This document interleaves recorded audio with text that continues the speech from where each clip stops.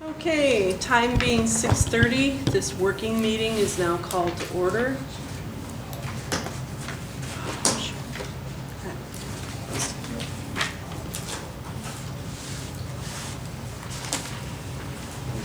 We had a full-time person go home, just we didn't want to pay her overtime, so we might Oh. have to do, keep notes ourselves. Oh, okay, all right, Well, yeah, actually.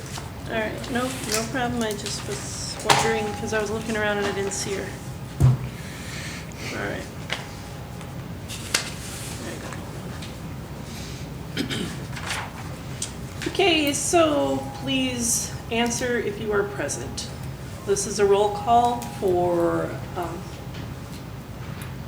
here he is.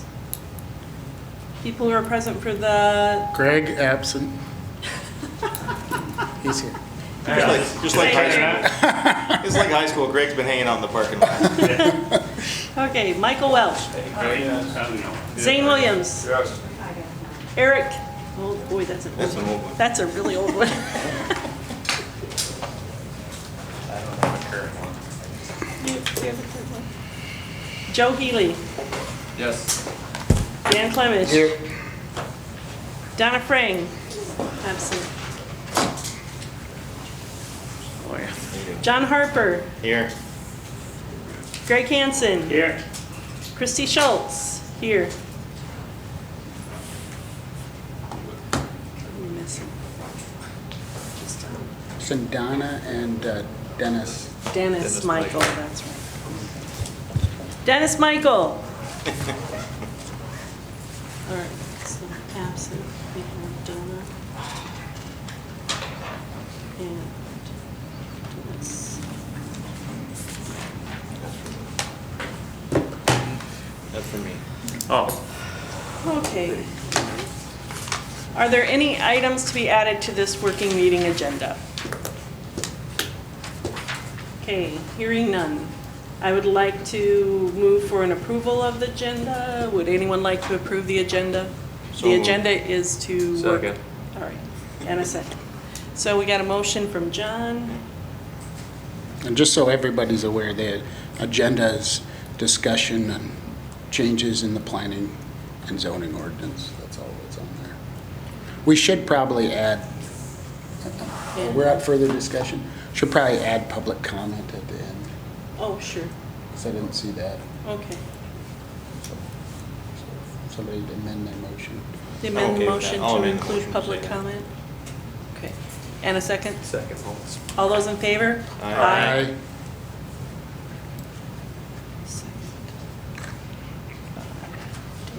Dan, you're the one that seconded the first one, right? I didn't, I did I further did. discussion. You did, okay. And Dennis is back. All right, so we'll just.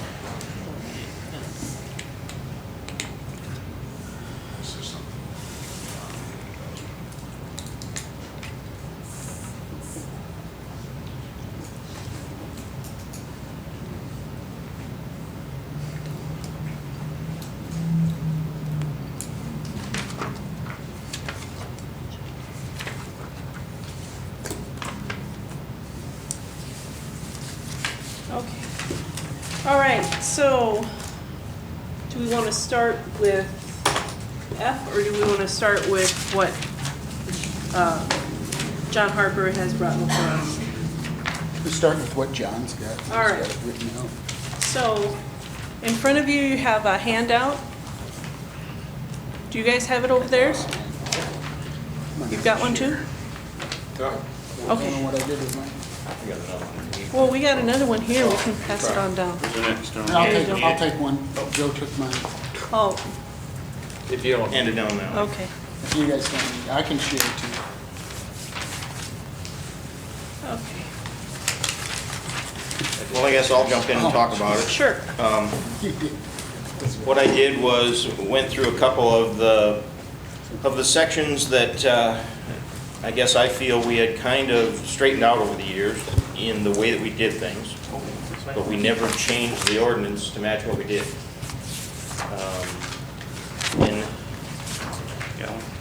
In You know, now with a change in the zoning office and stuff, I see some of the stuff coming back that is some of the stuff that was fixed 10, 15 years ago.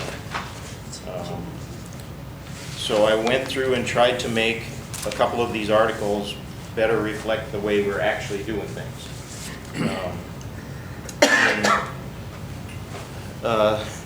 Section 203, all I really did there under section 203 was took out the words all of and for the district in which it is located. Because you're not going to meet all of the requirements. If you're doing something and you're getting a variance or a conditional use, that means you're not meeting all of the requirements in the district. And it really plays in down in section 207. Section 207 was a big problem right away, you know, because it technically says no yard, lot, or parcel can be reduced in size. And clearly that's been the majority of the work that this board has done over the last 20 years is parcels of different sizes. And all I did was make it clear how that's done. Instead of saying it's prohibited, I just put down yard, lot, parcel reduction, and then it says the reduction of an existing yard or parcel of dimension or area below the minimum requirements must follow the variance procedures as set forth in sections 1807 and 1907, which is exactly what it says later in the book. In the non-conformance is that's what it says. It doesn't say it in a way that it's tied together clearly that that's what you have to do when you reduce a lot in general, but that's what it says. And technically I did the same thing for a new one. Creation of a new lot, yard or parcel, with dimensions below the minimum requirements set forth herein must follow the variance procedures. You know, 207 simply says you have to follow everything in the ordinance. And the truth is, that's not happening. It hasn't been happening for 20 years. You know, now if we put something like this in there, when somebody wants to know what they have to do, if they're going to plat a lot of less than the required or the wanted acreage or in the area, you can send them right to section 207 and it says exactly what to do when you're reducing a yard, parcel, or lot.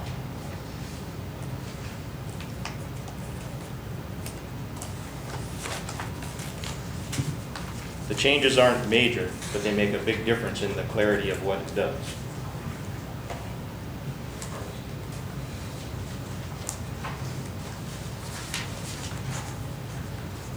Was it really the intention in 207 to say that you could not have anything smaller than what the ordinance said? I mean, was that the...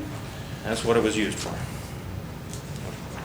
Well, I think when that ordinance passed is the way the variance procedure is written, it should be once in a blue moon that you pass something like that, and it's becoming a lot more common, so. You know, 207 would have been a lot easier to live with if the sizes laid out in the ordinance were closer to what the people of Yankton County were willing to live with, you know. Well, but that changes over time, so it doesn't really allow for change. I mean, 50 years ago, 20 years ago, you know, things change, so it doesn't, 207, the way it is, really doesn't allow for any change. Deviation whatsoever. That's right. Yeah. It's assuming that the ordinance is 100% gonna last forever, nobody's Yeah. gonna need a variance for anything. It's kind of a strict statement, I would think. It is a strict statement. And it's always been a problem, you know, that's been referred to whenever you're granting a variance for something, even something minor in the variance, you know. If you go back to 207, it just simply says you're not supposed to be doing anything like Yeah. that. And the truth is, that's not the way things have been, you know.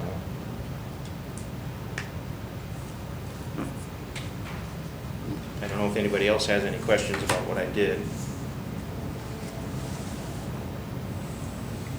On 203, what did you say you changed? I guess I, Removed all of, right?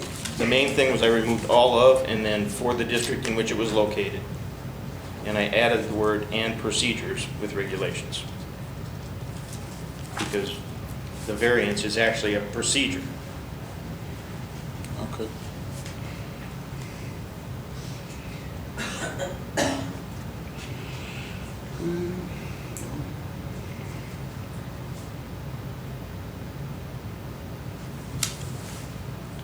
I'll go to 1807. Look at that first look. So John, what it basically becomes is we either make those sections somewhat more flexible to conform versus, I guess I look at it from two different options. Is you have a choice to do what you're proposing here is to make it, okay, we haven't been doing that. You know, a lot of stuff has kind of come and gone, and different people interpret different ways. So you either do it, we make a change to make it so that, okay, let's talk about this, let's work it out, or else we go back to strict enforcement and say, today the line's drawn in the sand, this is the way it is. That's true. That's The way it basically- is now, we're not following those two Well, and I sections the think- way they're written. I think, excuse me, I think that's been the problem with a lot of all the sections in the book, is we have not had strict enforcement of what needs to be done, and nobody wants to step up and be the zoning cop. But in all reality, you have that choice to do that, or you have to be lenient on the rules. Yeah. And I think a lot of it is, you know, from my perspective, you know, there's plenty of things in the book that I don't agree with, and it appears to me that there's a significant amount of things that the general public does not agree with. If you tried to enforce 207 for the last 20 years and say absolutely nothing, I think we'd have been done with zoning about 18 or 19 years ago. Yeah. You know, it's Well, just- the way it's written, you cannot expect the public to tolerate, you know, the way it's written. And we found ways around it, and we kind of, you know, there's a variance procedure, and we used it, but it never really, to me, it never really satisfied the fact that there's things in here that say you're not supposed to be doing. Well, the variance process was gray a lot of times. Yeah. As to what we were doing. Yeah. It wasn't, you know, well, you could kind of tweak it. We had, you know, like last meeting with the chicken thing. Yeah. You know, I mean, you could kind of, you know, make this fit. But in all honesty, if you were the zoning cop, you say no. Yeah, if you're right, strict application, you say no. Strict application is Yeah. no. But I do think this doesn't change or allow really anything that we haven't been doing for the last 20 years. No. This, you know, this is the same thing. This isn't some new thing that's going to allow us to do something different.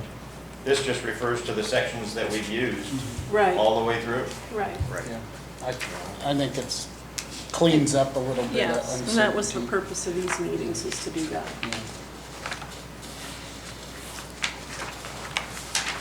You know, and I like, yeah, the creation of, you know, according to 207 now, there should really be no creating any new lots. We know that that's not gonna happen, and, you know, this allows for the creation of, you know, if you're gonna plot out new tracts of land, do it to the requirement that's in the zoning ordinance, Yeah. not just variance everything. And I think that's something that's important to enforce, is when we're having bigger developments come in, don't variance everything, have them fit the lot requirement at the beginning.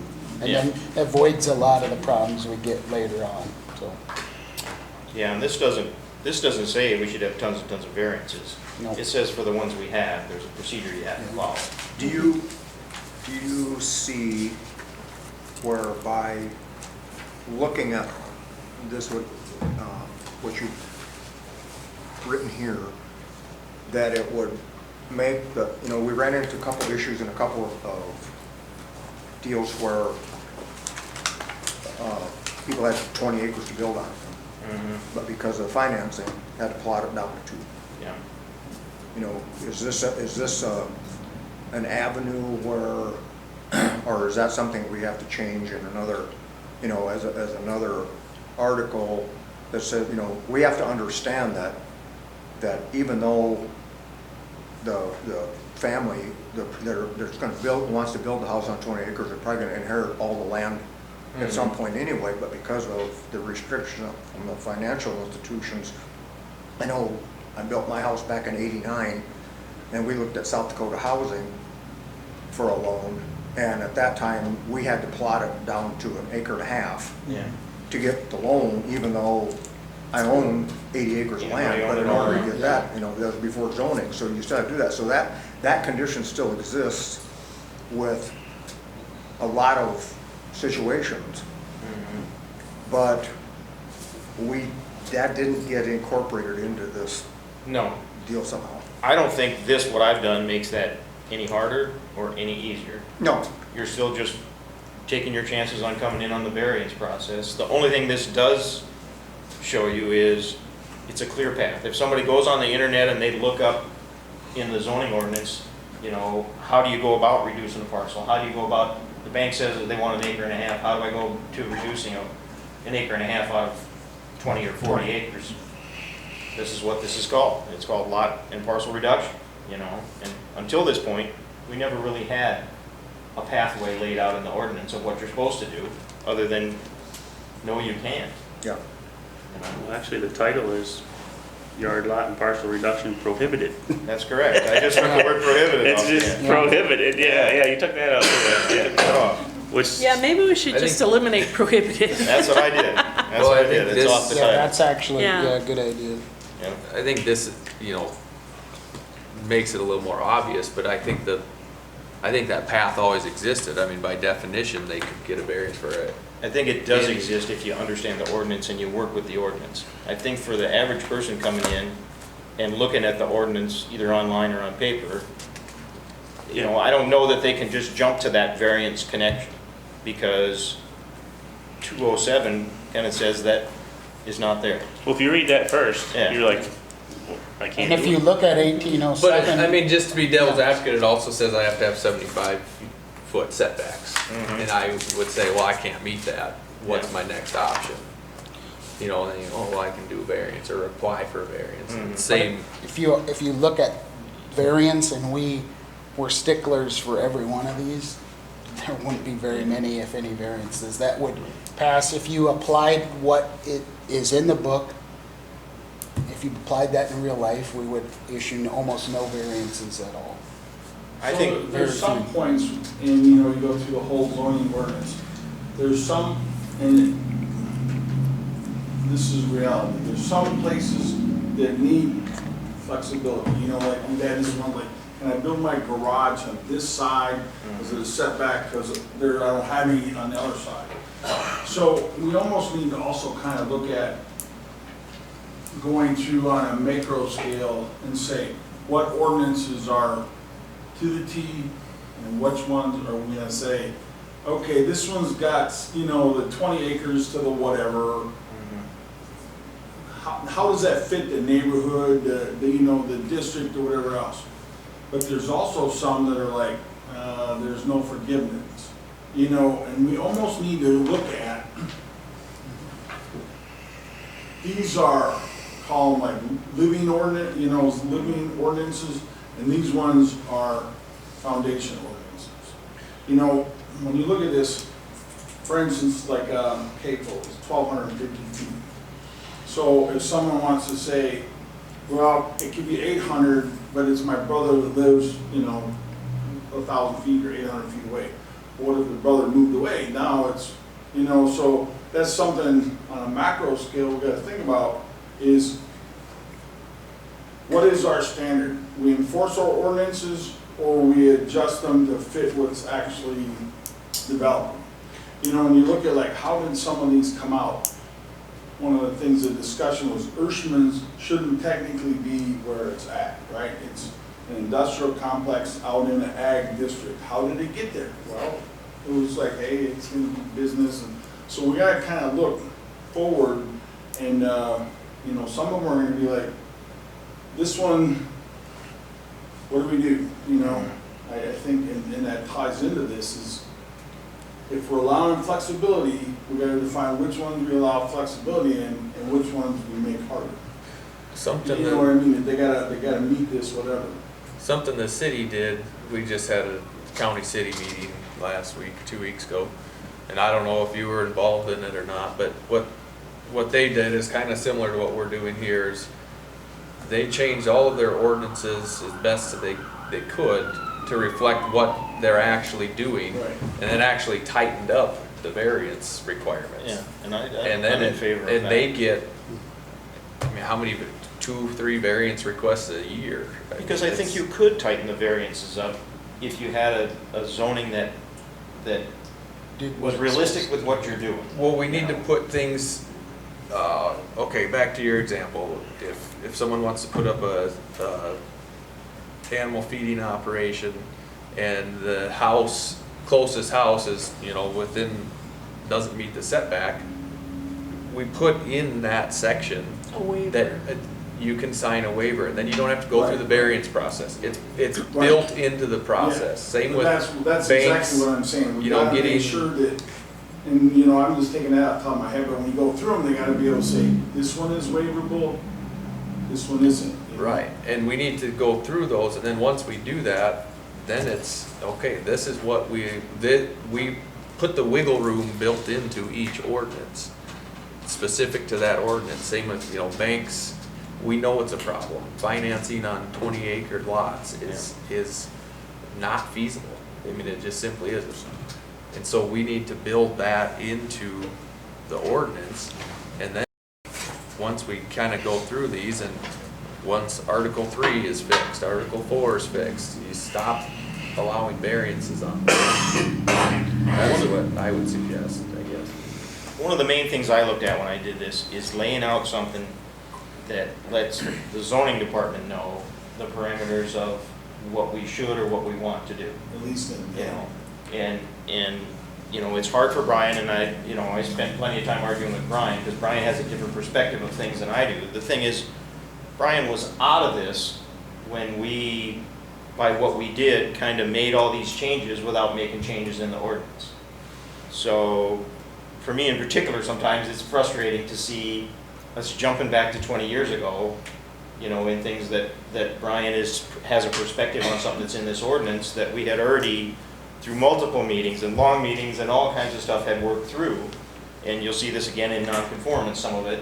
I think the best thing we can do is to lay out, and probably not only just what I picked out, I just picked these out myself, because especially the last meeting, we had a bunch of this stuff pop up.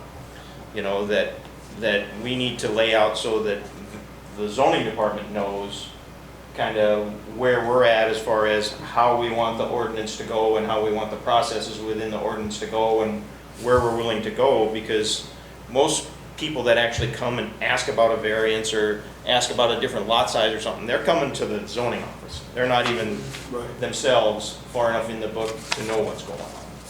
So I would like to see it where, when somebody comes and asks for this stuff, I don't want to argue with Brian in the meetings. I want Brian, or whoever's the zoning person then, to kind of know where we're at.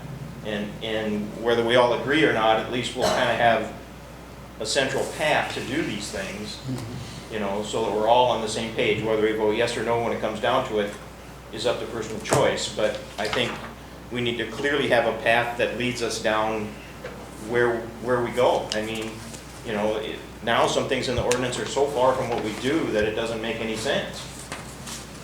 well, there's gotta be always a flexibility, because you can't define every single exact instance. But like another aspect, I think that we need to define variability. Look in the last 8 months about the building permit, like what is construction, or the date. If it was this many days, is there any variance? And that might be one that's, no, it's like either, maybe it gets extended out to 2 years or something, and it's like, then you know what I mean? That's one of those other examples, like, because someone comes in and they'll go, well, what about this? This guy, went from here to here. So we gotta always be that it's equally comparable. Yes, So and when you have this. I understand what you're saying about the days, because that you can really define, you know Right. what I mean? I do agree with that. That makes sense. I'm just saying, to make sure that we're looking, there's no 100% covers everything.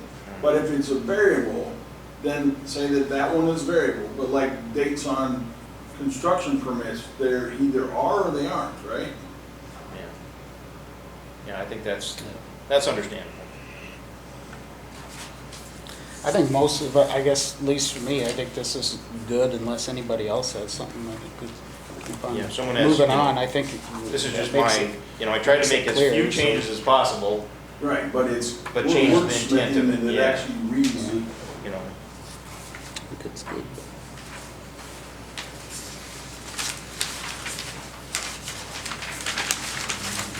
What's next? Article 16 in non-conformance, this is a little more complicated. And this was the start of a lot of fights early on in zoning. This is a lot of what we were fighting over. The first change that I made under 1601 is one of the big ones that we had, and take out the words, but not to encourage their survival. Early on, you know, there was always talk that when you start zoning, you're gonna have all these things that are there, and you don't want them there over time, and you're not gonna encourage their survival. But to be honest with you, it really hasn't been the case, you know? And there's a lot of things that are out there that are just fine, but do not meet, maybe they're a conditional use pre-existing, so they're not meeting, they're technically in non-conformance. But to tell them that you're not gonna encourage the survival of all these things that were already there before zoning, you know, and to have all these restrictions that, you know, that lots have to be in separate. This was the biggest fight. This is actually, honestly, everybody, this is why I got involved in zoning. They went and put 40-acre zoning on the whole county and said if you have lots that are not in separate ownership of continuous frontage, you gotta unplat them and put them back together. And I'm sitting with 10 lots in a brand new housing development out at the lake, and they're telling me I gotta put them all back together. So I got a whole bunch of other developers and other people that had multiple lots and said, this has got to change or zoning's going to go. You can't do this. You can't make this change, you know, or we're going to court. And it never has actually been done on anybody, although Brian talked about somebody a month ago that he was trying to do this to. Lots of continuous frontage that one person owns, and he's telling the person that he can't keep those lots or sell those lots. What was there before zoning was there before zoning. And I don't know that there's anything out there that's in the county that's so egregious that we're trying to do away with it. You I can know. think of one building. I must close my eyes when I drive by that one. But a lot of the more egregious stuff happened after zoning. North of here, on the corner. Yeah. See, that happened after zoning. Yeah. Okay, the next part where you say remove non-conforming uses, do you want to remove that whole sentence? I want to remove that whole paragraph. The whole paragraph? Yeah. You can read the paragraph. Declared to be incompatible with. I cannot find anywhere where we would use it.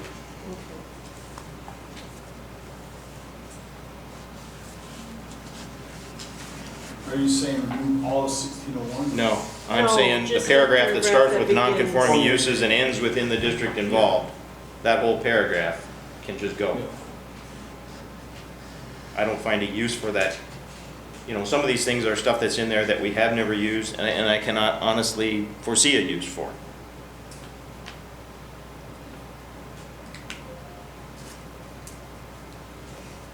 You know, a lot of this stuff was based on zoning coming in and stuff being there in the infancy of zoning.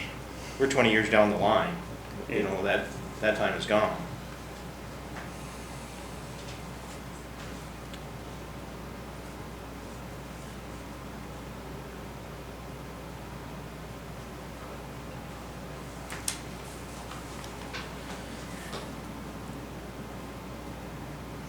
But John, does that paragraph, and maybe I'm missing the point a little bit, but does that paragraph only direct to existing things that are there in that district, or things that people are wanting to put, It's to add to a district? In my opinion, it's only things that are there. It's if you had something there that was non-conforming. Right. But you also have something that on the lot that's non-conforming. You continue the conforming one, but you cannot continue the non-conforming one. And the truth is, it was there before, and it should have the ability to continue as long as it's otherwise lawful. I mean, you know, it should continue as it is until you either remove it or, you know, you discontinue that use or whatever it is for a year, but something that's there, you know, and to be honest with you, I don't even have an example of this, if you understand what I mean. It says you have a conforming use and a non-conforming use on the same property, and you're able to continue the conforming one, but not the non-conforming one. Well, an example would be like there at 46 and 81. If that had been that condition in the building before it burned, was like that before the ordinance was adopted, then you could continue to say, okay, that building has now been changed, it's been burned, it has to be removed, but the gas station, because it was there and it was conforming, because at the time, prior to zoning, they would have both been conforming, but now it's, you know, a wreck and the other one isn't. So Yeah. that's where you would be like, this has to go, because it's no Well, longer. it would have to go anyway because it's Well, and a actually, hazard. It's, that particular building was moved there after zoning. oh, I know, I know. Yeah, 2008. Was there a permit? Yeah. I'm guessing, what? yeah. Yeah, because that actually, if you look on your zoning map, I think that is an industrial Commercial. It's area. commercial. That corner, they came in They here for rezoned it, yes. a rezone on that to Yeah. rezone that to commercial. So if somebody has, I don't know, say, some type of whatever it is, and they want to expand on it, then what's the process of variance? If it's non-conforming structure? If it's non-conforming, you what don't, would the process be? there is no real process to expand upon it. And when I say that, you can't really expand upon it in any way that makes its non-conformance greater. So if your non-conformance is simply a yard setback, then it goes to what we talked about the plane, and it talks several places in this book about the plane of non-conformance and not intruding farther into that plane. If the problem is you're non-conforming because of a use, then you wouldn't be allowed to expand that use anywhere, and that's actually in here too. You can't expand that use into anywhere else in the yard or else in another building or anything like that. So the non-conforming use would not be able to be expanded. If you have a building that's in non-conformance, and just in non-conformance because of its setbacks, you should be able to add on to that building or structurally alter or improve that building. Just because it's non-conforming doesn't mean you should never be able to remodel it, you should never be able to put windows in it, you should never be able to put siding on it. That doesn't make sense, you know, but you don't want to make the non-conformance any worse. You don't want to build farther into the setback, Right. you know. Should we, should we emphasize something like that in there, or maybe you do have it, you know? I actually have it in Okay. here. It's in here a couple times in what I 1607 changed. talks yeah. about structures, right? I mean, 1607 has it, and 1605 both. And that's the way I changed them to read, that you can, you know, that you can enlarge it any way that increases its nonconformance. And actually, this is in other places, at least one other place in the book, because that's where I took the language. No structure, no non, shall be enlarged in a way that increases its non. Okay, so if you have, for example, you have a house that's too close to a setback and they want to build a garage, they'd have to build it, say, on the other side. On the Not- other side or They couldn't not- go further toward the road. Yeah, they'd you have to couldn't go build it on closer to the other side. setback, whether it's the road or a lot line. You would have, you could go even with what the house is, but you couldn't go closer. Yeah, that makes sense. And we had kind of, over the years, kind of set forth that because we've got developments, you know, out in the lake area especially, where they don't meet the 30 feet or something like that. They might be a little under. But you don't want to have to go and do a whole variance process for every single house. This was my objection to the variance processes on the house last time is, you know, for years we had this kind of straightened out where you just don't make your nonconformance worse. You know, you don't have to go in and variance the nonconformance that is what you had before zoning came in. You're just not allowed to make it any worse.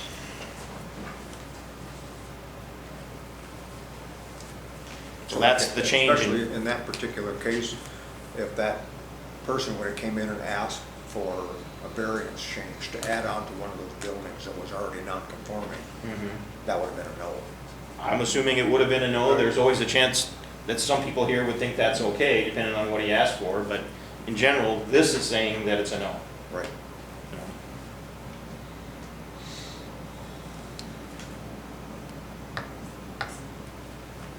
That's pretty much standard when you look at other codes or the definition of grandfathering. If it was there, you're not gonna tear it down, but for instance, if this was a grandfathered structure and it burnt down, then we're not gonna allow you to rebuild.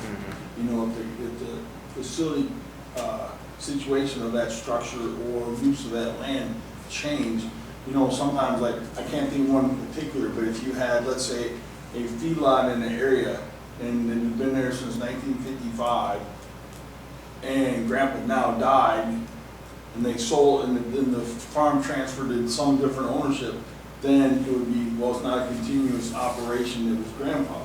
You know, now, then it would be, hey, it's a new situation, Yeah. it falls under the rules. We actually had one of these, maybe you remember that Sunrise Edition when that guy's house burned out there, out by Sid's, and his house was non-conforming, didn't meet the setback. So he had the problem where, at that time, I think Tom was the zoning administrator, and it was burned 75% or beyond, and he technically couldn't put it back where it was the way it was.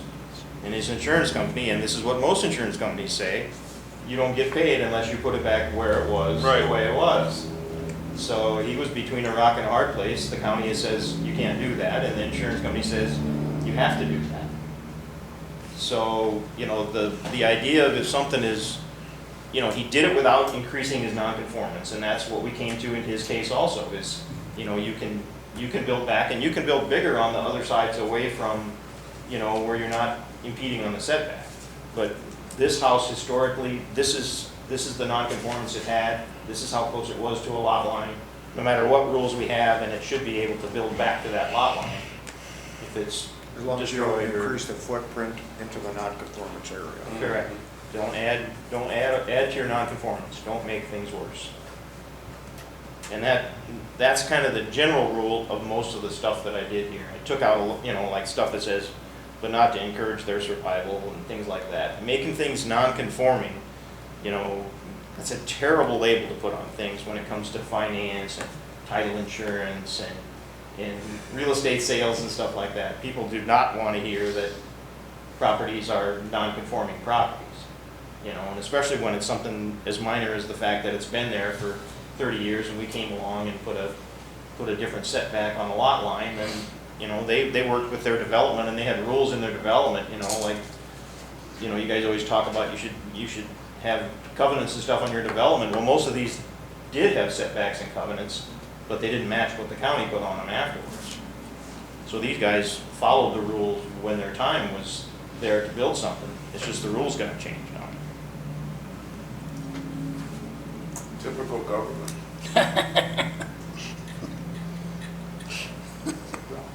No, that's a good job. I think we went through that with all the fair plan this year. They said there's all this stuff this year. Every week we were all changed.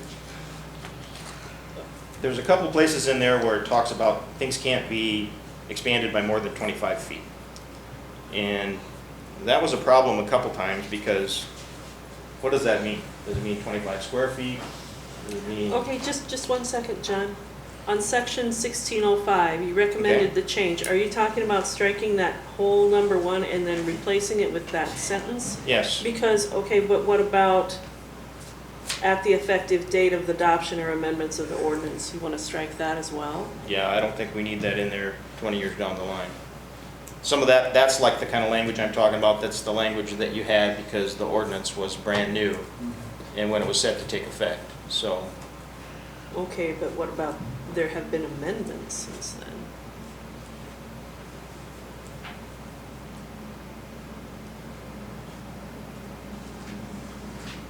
I mean, it's just an observation.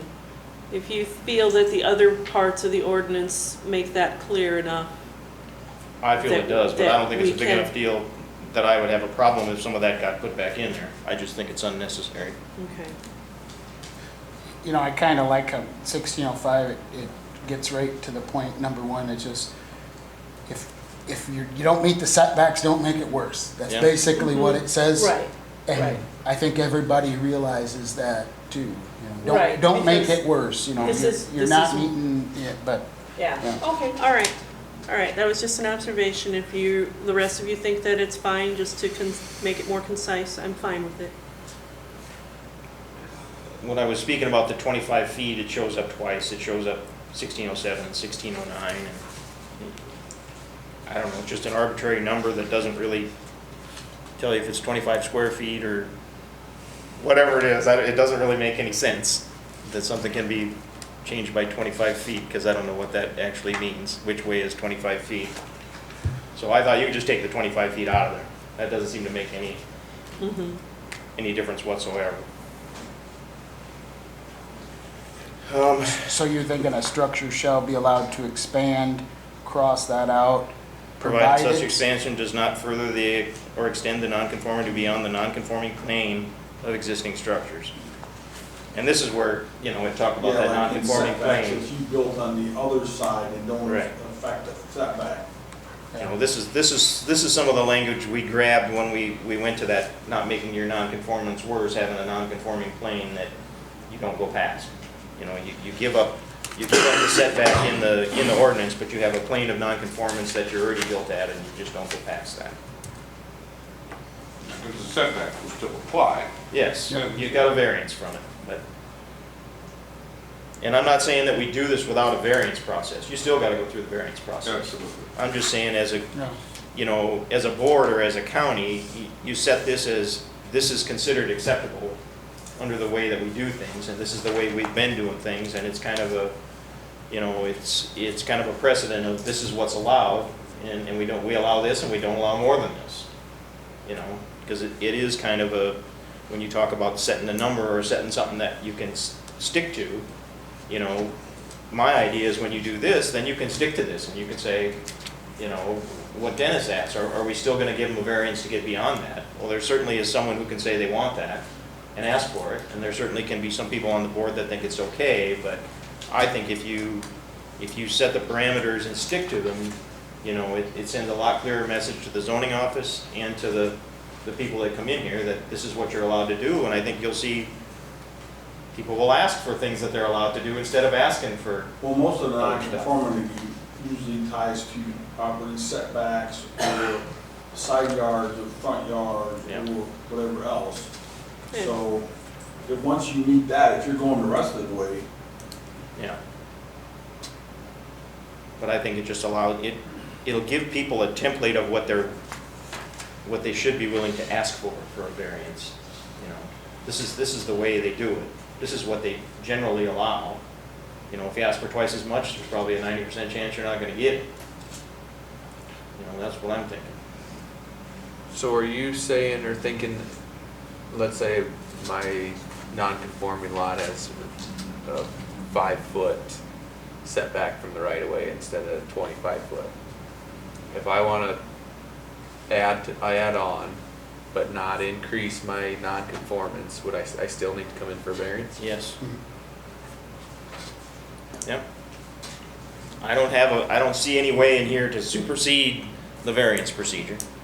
I just see a way in here to lay out, a precedent of what we do so that when people want to add on to their house, maybe they want to go 2 foot from the lot line instead of 5 foot, and the zoning administrator can say, they really don't allow that. They're gonna allow you to go where your house is because you've already got that plane of nonconformity. But they're probably not gonna allow you to go 2 foot. But if we write in here that it's allowed to not increase the plane of nonconformity or to build in whatever direction, then shouldn't that be, my goal would be to work towards getting rid of the variance process and the number of variances Yeah. we see, I guess, in doing some of these things. The problem with that would be is if you had somebody that said, well, my house is within 5 foot of the lot line, so now I have room to build a 60 by 80 shed. Can I do it within 5 feet of the lot line?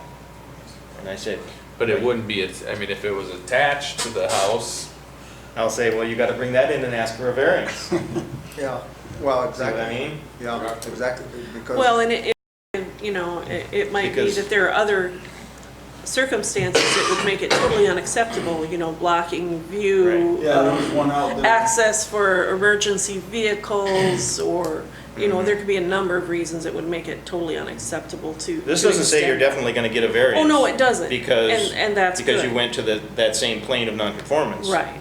This just says that, that's kind of the available amount that we're gonna be willing to allow as a general rule. could we try, I know we can't capture everything, but could we try to identify reasons that it would not be approved? So rather Obstructing, than, like example, like obstructing the roadway or. right, provide, maybe we add that, Snow. provided, this is acceptable, provided you do not increase your plane of nonconformance. Don't interfere. There's with no utilities. interference with the view, of right of way or, you know, ingress, egress type things, or, you know, try to nail down some of those things. It's possible there's a way to do that. I didn't try to make the change Right. that excessive, you know, I just tried to make the change so it more or less encompassed things the way we've been doing things. Yeah. For the last 20 years, that's what I tried to do. I didn't try and totally do away with the variance process, but I do think that when you narrow the variance process, you will get less variance requests, because people will see that, you know, this is what the board does, this is what the board generally allows, and if you're asking for a lot more than that, it's not worth Probably whatever not. it costs you to ask for the variance, because they're not allowing it. Well, I think that part of that, what you were talking about, was the fact that, okay, if you're in a lot by the lake, and we've had one here a couple meetings ago where they put one, and it was not by the lake, but it was close, in that Matheson addition or whatever. But because of the terrain of the lot that they own, and they're already non-conforming with their house that was built 40 years ago, Yeah. that the only place that they can add on, I think that's bringing the variance process back into that, brings it back before us, and before the county commission, to make a judgment about, okay, we understand, because there's there's several, probably hundreds of lots in Yankton County that are not buildable lots. Right. Due to Basically make terrain. them a worthless piece of property if you can't do something Right. with them. Mm-hmm. And to be able to, you know, use best judgment of this group by looking at, you know, that it still has to come before That's us right. to do that. There's still discretion in it, that's what I think Right, is a good right. thing. And then that's why I liked the way you changed number 5. And when I read the ordinance as it is right now, it totally disregards topography issues. Yeah. I mean, there could be a gully, and the reason it wasn't built there in the first place, you know, a deep gully or washout or whatever, that would prevent you from meeting the setbacks or whatever the occasion might be. Which one were you? Number 5, it says if you move a building, it has to meet the ordinance setbacks or guidelines. Number 16, 16075. Yeah. That's a good one. You know, basically, if you move it, you have to make it meet, Mm-hmm. or you're out of luck. Number 4, I just figured on removing, that's exactly the fight we had over the That house I'm fire. talking about out, you know, in East Side Edition or whatever, Sunrise Edition, you know. Something being destroyed, you know, I don't know what you do when the county says, you can't do this, and your insurance company says you have to do this, and, you know, we're not talking a few bucks, we're talking, it was, you know, a $175,000 house that was destroyed. You know, I don't see why, you know, and this is what I said at the time, I don't see why you want to not do this. Why do you want this person not to build this house back where this house was? So one of the things where this would be an example is if a house was currently built in a floodplain, or they changed the floodplain map, and now it burnt down or whatever, then, so what our thing should be, is unless it's restricted by, like, federal law or, See that? you know, so let's say that, I know, like we were talking about, sunrise. Well, what if it was down along the river and they made new floodplain maps? So now, part of that deal is if the government changed your floodplain and they basically end up, your houses can't be saleable or anything else, then they remit payment to you, you know, like when they're removing these houses in Sioux Falls. So maybe that's where there's a condition that unless federal law or, you know, utility easements or something like that prevents the rebuilding of it. Well, and there is cases of that, and to be honest with you, I mean, I have some property that's down in the floodplain, and I know for a fact that when you have property in the floodplain, things don't end here with this ordinance. So the things you're talking about will happen. They just happen in the same office they happen, but they happen from the zoning administrator acting as the floodplain administrator. So those things you're talking about, like if you have a house that burns down in the floodplain and you can't rebuild it, that happens. It doesn't need to happen in this ordinance, because it happens in the floodplain ordinance. So that's already there. It's just in another ordinance. Enforced by the Just need same to make person. sure that they're cross-referenced, and you know that if there's a, But it already, there's a whole bunch of restrictions in that ordinance, that floodplain ordinance, that are above and different than what we have in here. so here's an example, I don't know the address, but you know where Walnut, the apartment, the old school, and between Walnut and the Freeman Company, there's like 5 houses that run basically east and west. So this was a city planning thing, maybe like 5 years ago. So one of those houses came up for sale. And because now that was zoned commercial, that house couldn't get financing because it was a residential structure in a commercial zone deal.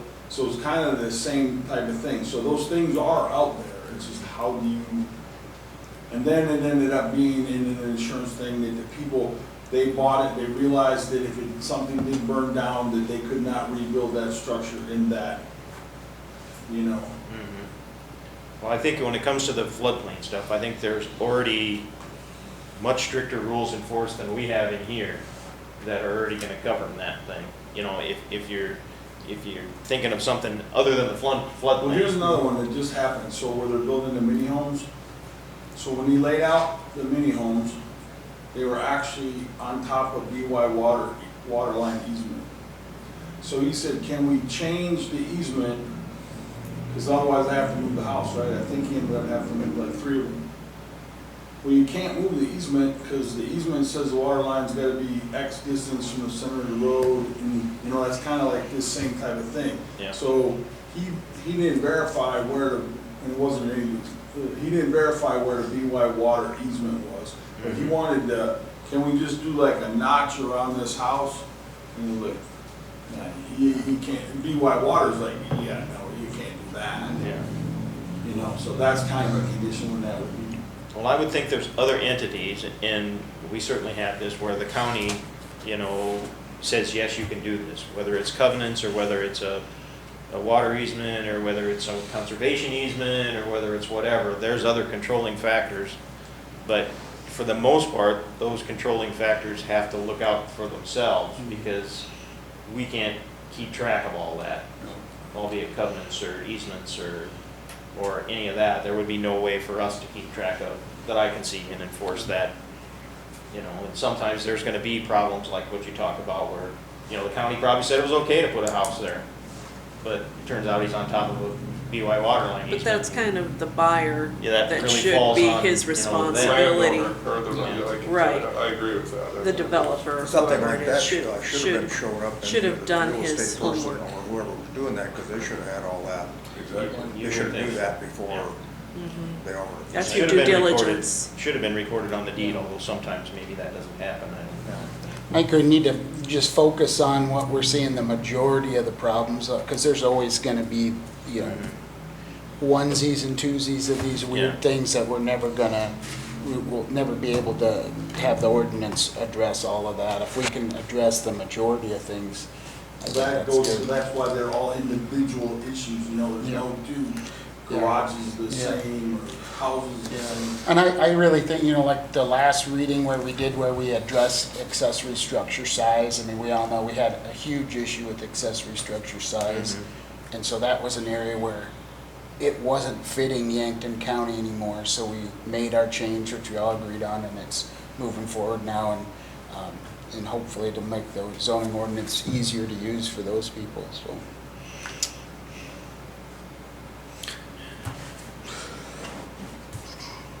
And then, number 5, I just changed to read that such structure may be moved only to decrease its nonconformance, just to stay in line with exactly what we did in 1605.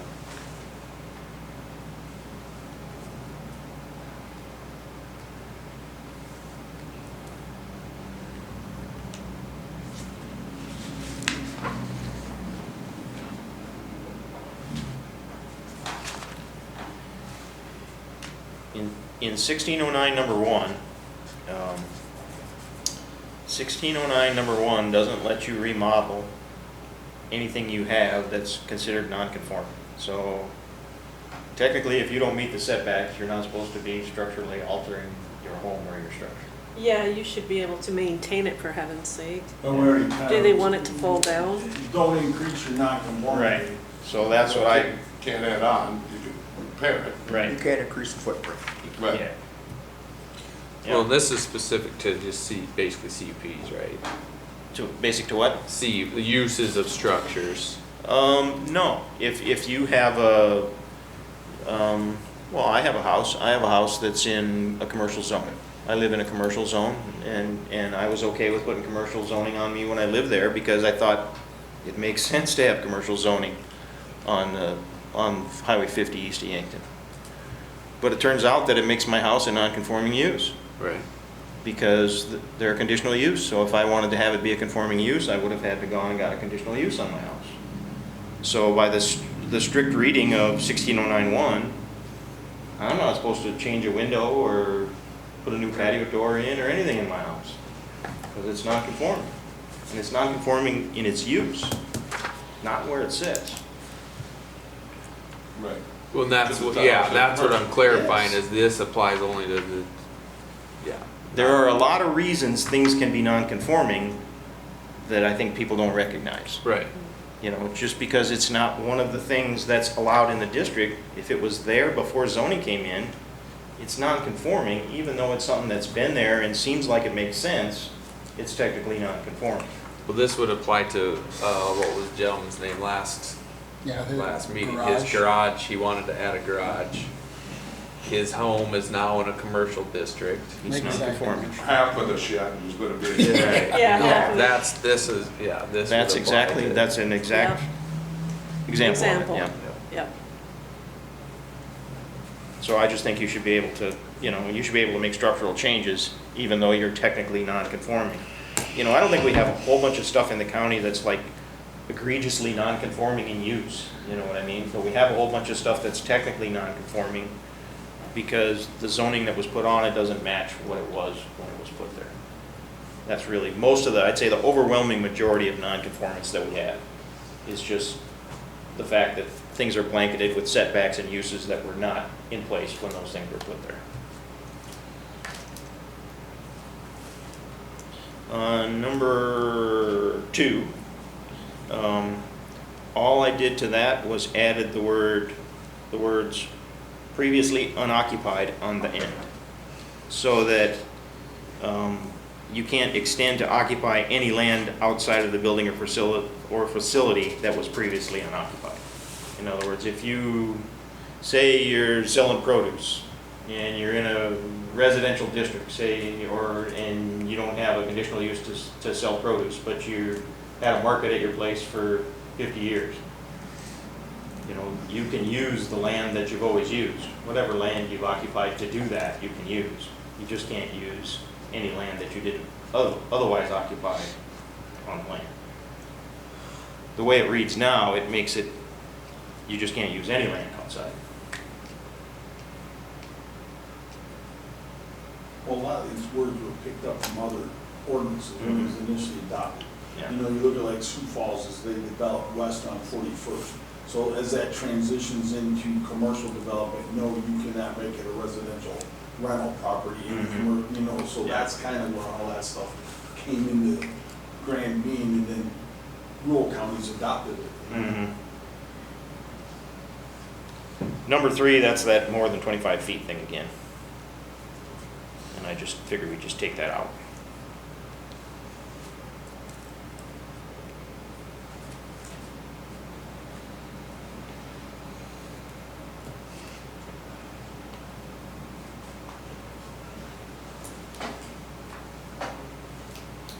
And number 5, I just wanted to get rid of completely, the whole number 5.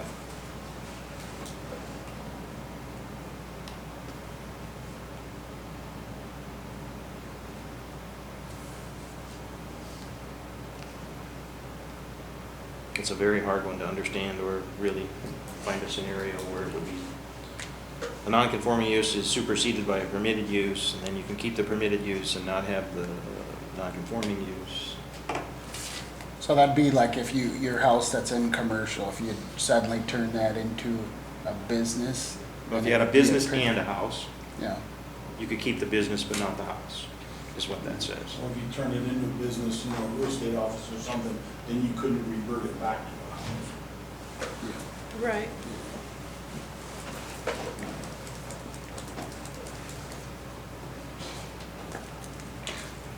I think that's reasonable. you know, I guess I could see you know, a case maybe where that may happen, where, in some of these commercial districts where, you know, they're living or something and turn it into a business and whatever reason, turn it back to a residence, but It's I kind of think the that, opposite what happened with the old quarry. They had a business and they turned it into a residence. 2 residences, yeah. yeah, I don't think that would happen enough to cause much of a No, concern. but I mean, Well, so I'm fine with that. It is pretty difficult to understand something like that. You gotta read it 3 I times. think that makes sense to me. Well, good, you can explain it. Yeah. All right. What?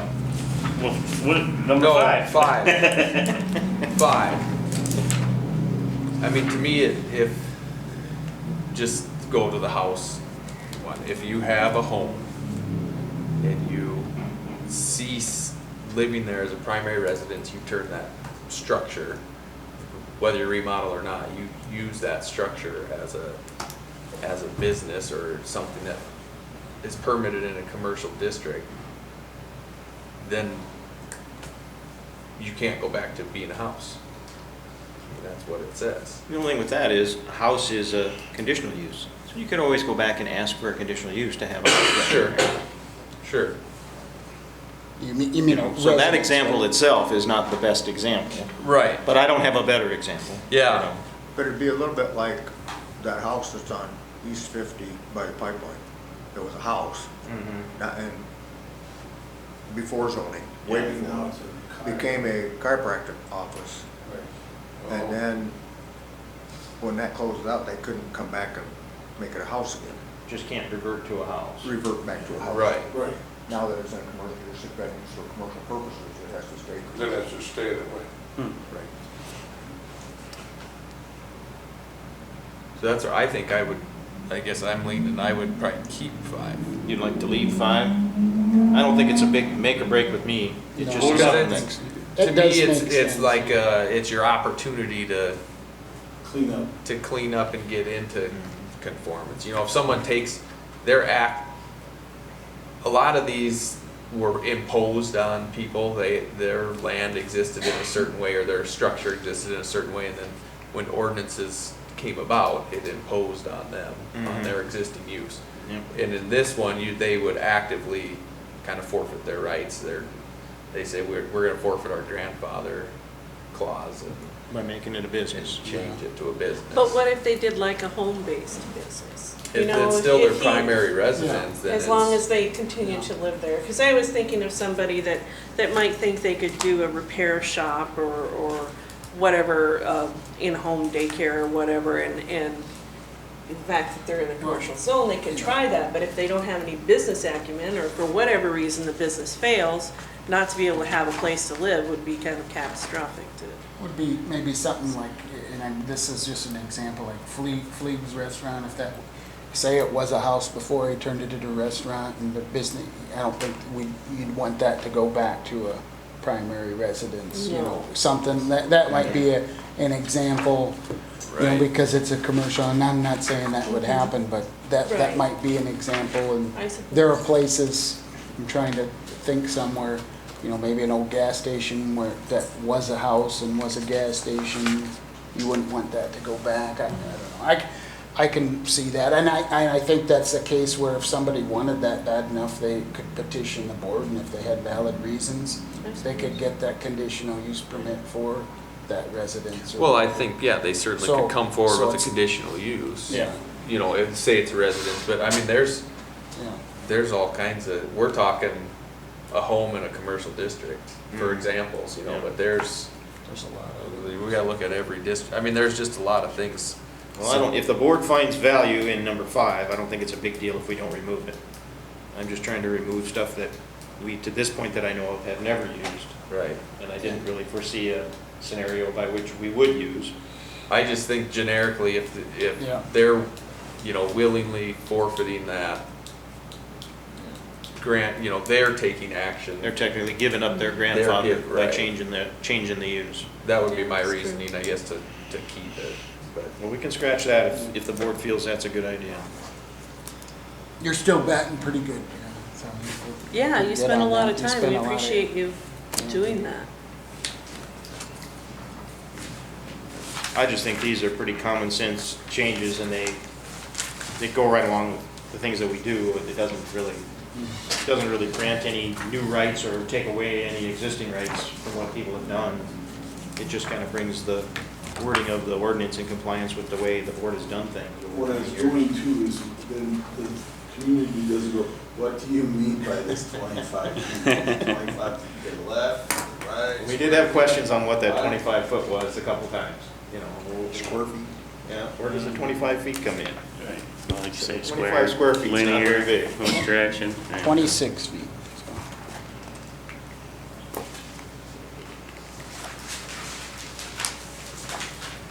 That's the end of what I have. Okay. Well, thanks for putting the time into that. Yes, thank you. That's good. I got a feeling there's a bunch of sections if a person went through that you could kind of find these where you're just taking 5 words out and adding a sentence or something. You could really straighten some of these out, but I don't know how far we'll get into all of that. This is just stuff that I knew we had a problem with, and I foresaw us having problems with right away.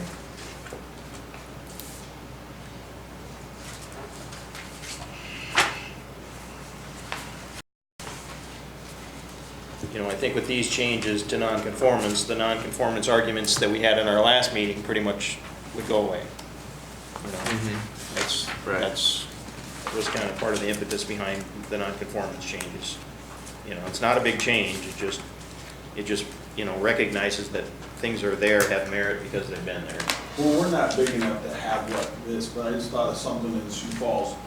There's like some place that they have a bar downtown, and then they built loft apartments like right across the street. So they always had bands there on Friday, Saturday night, and you could hear the music. So then they allowed the people to build the house, and then the people that built their house said, oh, the bar's too loud, they gotta close down the bar. Well, that's what we're not big enough, we're gonna see something like that, but that's what this is trying to do, that you didn't let this guy come in and now this guy was already here and you say, well, now the people are living in these loft houses, you can't have the music on Friday, Saturday night. And he's like, but I run a bar, what am I supposed to do? It's kind of.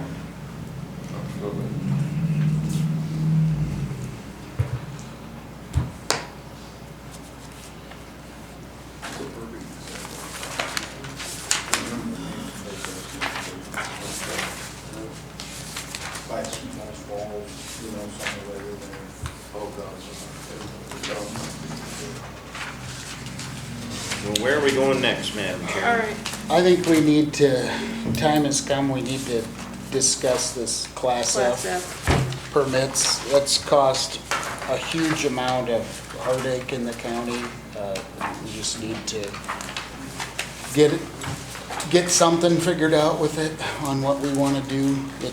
I know it's cost the county a lot of dollars in lawsuits and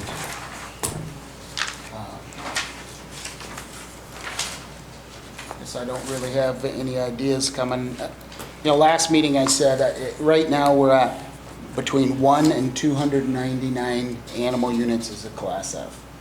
And I don't think anybody here thinks that one animal unit should have a CUP. Am I wrong? Does I don't anybody think think so either. if you have No. a bottle calf or 2 bottle calves or whatever, I don't think you should have a CUP for that. I guess we could start out, but somewhere in there, you probably should. There's a huge difference between 1 or 2 horse and, what is it, 37,000 chickens is also, that, and I think any reasonable person would know there's a difference between that. There's a difference between, I don't know, like a little girl like we had raising chickens and a 2,400 head nursery barn. There's a huge difference in between that. How about 100 animals, straight up Well- animals, not animal units? Yeah, I don't know what we do. We should probably I think discuss 100 for a animals while, would be a farm. yeah, where this threshold is. That's what Certainly, I don't really know the number Yeah. at which you, clearly we don't want to keep starting at number one. No, But I don't know what the number is that you want to start at. do we, I guess I'll ask Dennis, when you guys did the zoning ordinance, what was the reason for starting at they were one just animal unit? guessing that A state mandate, I 299 believe. animals would be I a don't- small State farm. 299 is a state mandate was on their zoning, wasn't it? That's where that comes from. I don't believe the state, they close their eyes unless you have 1,000 animal units, they don't care. If you have 999 animal units, in the state's eyes, from what I understand, somebody correct me if I'm wrong, is the state doesn't want anything to do with you. If you have 1,000 animal units, now you have to get state permitting. But I don't think that, the state has any control, or nor do they want any control of anything under 1,000 animal units. They will. So they don't regulate it at all? What's that? They will if there's a violation. Yeah, If that's- at any time something happens, a manure spill or something like that on a 299 head unit, and somebody reports it, they show up and they have to investigate. See, when we did that CUP for the facility south of Lesterville, that's what, 900, that's not DENR permitted. They said that's not our problem and we're not gonna look into it because it's not above 1,000 animal units. But if they had a manure spill or it was turned in as a violation, they were required to do that, because I know Yeah. personally that had it happen and they were less than 500. Because Yeah. they did something Well, wrong with manure. and- They'll come in with bad actor or whatever. See, I guess I Yeah. don't know of any examples of why the state would want to have us as the county have one animal unit, because if you look to our neighbors, Clay County and Bonhomme, none of them have a CUP requirement at one animal unit. Well, the way I recall that this happened, we used to only control at 1,000. And we had some people coming in just under 999, and we had a big tear up over it. So we decided to control below 999, technically down to 300. And that was kind of where the planning commission was, that 999 to 300. The problem we had was that 300 was still 15,000 turkeys and I don't remember how many chickens. So, we had packed houses, packed meetings till midnight, 1 in the morning, and so we finally ended up, on the request of the people in the meeting, just controlling all the way down to 1. We said, but we're not gonna put all the controls Any rules on on it. it. Yeah, and We're gonna and- recognize the class, but not. all the controls, and then the Board of Adjustment will be able to recognize the difference between 5 animal units and 16,000 chickens, and it's a conditional use, so they can put conditional uses on, and they can put appropriate conditional uses for the size of what it is.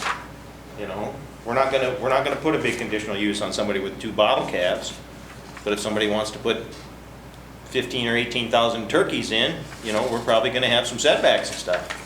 And that was how we left it. Problem is, if they can decide not to have any conditions then- on 15,000 turkeys. And that's And that kinda becomes what a happened. problem, right? And they can put them 80 feet from people's houses. Right, exactly. So, yeah, you would think most reasonable people, but not everybody's So that's reasonable to everybody else's. Someone's got 10 breeding dogs, and they're having, now they have 10 litters, now they have, 50 times 500 puppies running around. Well, that's why I said 100 animals. That's obviously an animal operation. Right. It's not somebody's Yeah, dog had it's not 4-H puppies. showing. It's not just that somebody's dog had puppies. One of the things we had kind of hoped for is sometimes there would be somebody with not that many animals, and it would be in a spot that really required some conditions or something. And I think Dennis has spoken to this a couple times where, you know, some that were kind of a problem really aren't very big. They're just not very well taken care of. Right. You know, and that was kind of the other thing that we thought with the Class F. Wouldn't the way that come under a was nuisance clause though? Huh? A nuisance clause? Well, it probably could. It's just that was another reason to control down, is we just would put it all on the backs of the Board of Adjustment and say, you gotta make the determination of how many people are in here complaining. Maybe they're only gonna have 20 chickens, but you've got 50 people in here saying, we don't want 20 chickens, you know, then you do something control-wise to try and make it more palatable to the other people or something. And I'm not against the 100 number. I don't really know a number in that case. I'm just saying those are the scenarios that we talked about when we took it all the way down to 1, because, you know, when we talked about 200 or 75 or whatever, there was always an argument of, you know, well, sometimes the worst ones are not very big, you know? Yeah. I mean, there's a puppy mill right next to the Freeman School. And I'm probably 2 blocks away, and when I drive up there in the morning, I can hear them barking. Mm-hmm. You know, so you know, like you said, puppies, but that's obviously a breeding operation. So it's not somebody's just has a couple dogs. But it would be nice to find a way for To- something to- that encompasses the majority of what, Yeah. you know, agricultural families do, whether it's 4-H or something else, and the, you know, the small amounts of animals that are just part of normal country living shouldn't Yeah, be yeah. controlled with a conditional use. And this is really for just new operations too. It is. If somebody Right. has had Yeah. cattle for, you know, like on our farm, we've had them for 130 years, we've had livestock. It doesn't affect those. It's for somebody, How about when it's sold? if it's been in continuous operation, I said, how about it when it's sold? I don't think that has anything, if you Yeah, it can does. have proof Yeah, of it that does, thing. it has a huge difference. Say like my place. Okay, I have no heirs. It comes for sale, all of a sudden, you guys are gonna say on the next day, well, you gotta get a conditional use permit or get a permit, you deny it, that place becomes unsaleable. Has the county ever done that when? I don't think we, A lot of things has happened before. The conditional, but it doesn't I say don't- anything I don't about the agree. owner of the property. It says a conditional use, which you'd be grandfathered in with that use. Should be, but it's But a little the gray. point is you're the- non-conforming. I've looked at that, it's a little gray about that stuff. Well, there's You're non-conforming is what it amounts to, correct? You don't have a conditional use permit today.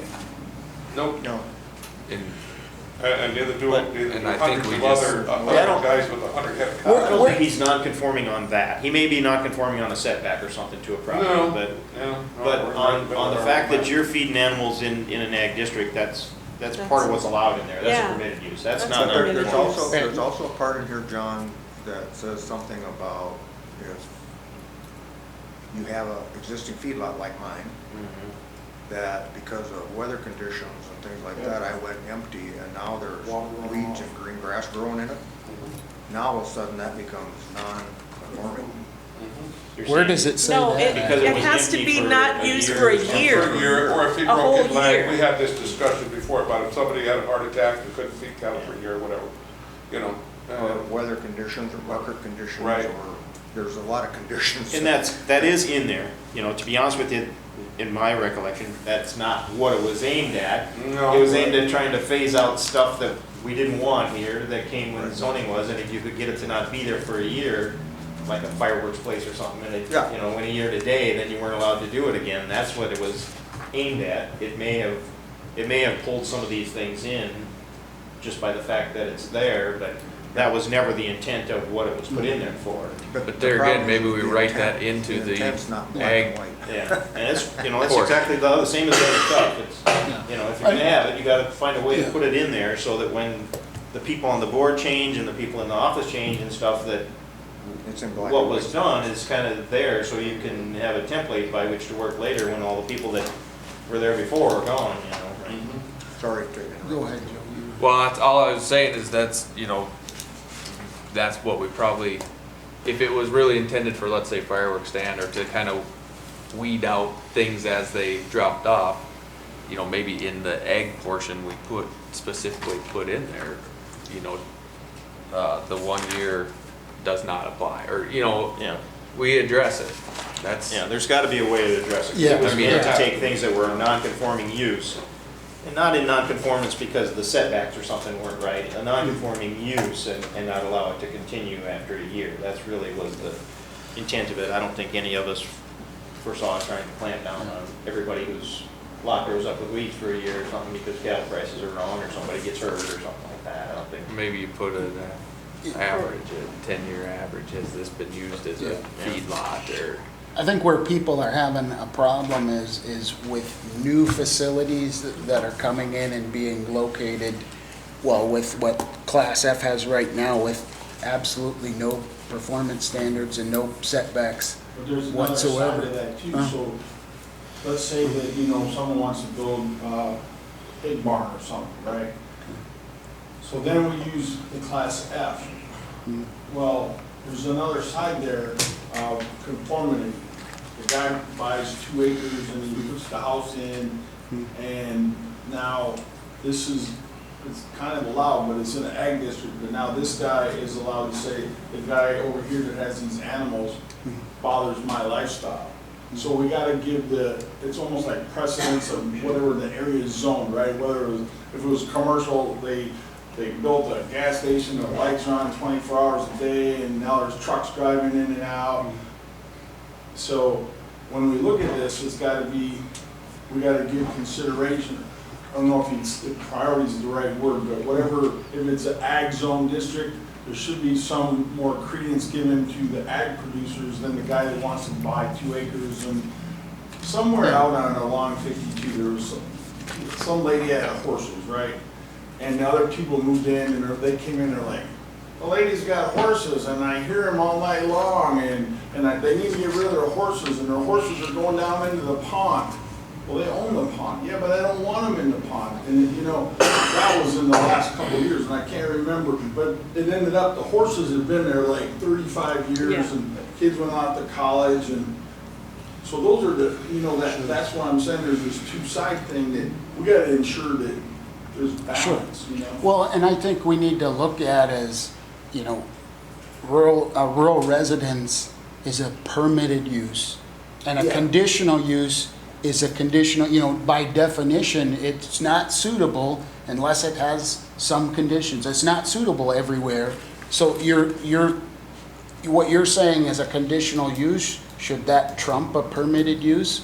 Or should reasonable safeguards be put in if we had a conditional, you know, use? That's kind of how I guess think what I'm it should saying is be. we gotta have perspective balance. Sure. That's why we're working on the Yeah, number of animals. I right now. agree, Exactly. but I That's why mean, we're that trying to do hasn't this. happened. I mean, I think the Ramona Bagstead is a great example, whose, you know, great-grandfather was a Civil War veteran, homesteaded the place. They've been there for hundreds of years, and, you know, they have potential, one of these things coming 80 feet from her house with no trees and no safeguards or anything.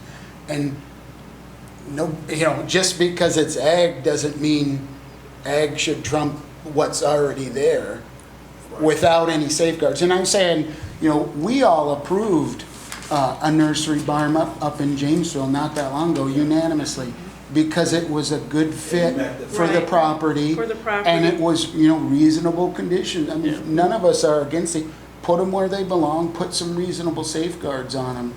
And I think, you know, back to Class F is, there's a level, and I think we need to decide, below this point, there should be no conditions. If you want X number of animals, you can have that, but above a certain level, there needs to be some sort of safeguards. And we can clearly see what's been happening in the county is If everybody- citizens are demanding that, some sort of protection. Yeah. Yeah, if everybody was as reasonable as that applicant that we just spoke about, we wouldn't need any of But it. there's But they're proof. not all that reasonable, Yeah. so. And we can't They're very depend remote. on, And very. Or have the, right, but It's got a good spot. you know, Well, it just like there was several of them, there was what, 1 or 2 we approved up by Reed. There was no, yeah. there That was was, no. you know, because there's no Dallas ordinance. Hanson's, that was probably another Shanks. decent, yeah, well, but then we also have Some of them went through a conditional use process, some of them didn't. Some of the applicants, sometimes the same applicant applied for conditional use, sometimes he didn't. Where's the consistency in that? There needs to be some sort of consistency so people know what they have to go through. Yeah. So, I think one thing we have to really, just like what we're doing with the ordinance right now in our discussion this meeting, we gotta start from today. You know, what's gone under the bridge here for the last 20 years is things that, well, we can't control. A lot of them weren't probably handled right. You know, there could have been more safeguards put on back when the ordinance came and it was a new thing and a lot of us had no clue, but we went through it anyway. But we have to look at going forward. To me, I agree with Moose and Zane, and you know, because I'm a livestock producer. I don't grow hardly any crop land anymore because I feed. My niche is feeding livestock. So this is really home to me, and I've been a hog producer for a lot of years. I quit producing hogs in 2013, so I'm kind of on the outside, but yet it still tears at my heartstrings. So you kind of think about that, but we have to look at the fact that as we allow a lot of these farmsteads and stuff to get bought, and people coming in, and the one across the road from me now is on its 5th owner, will be on its 5th owner in 15 years. And everyone comes with a new set of problems.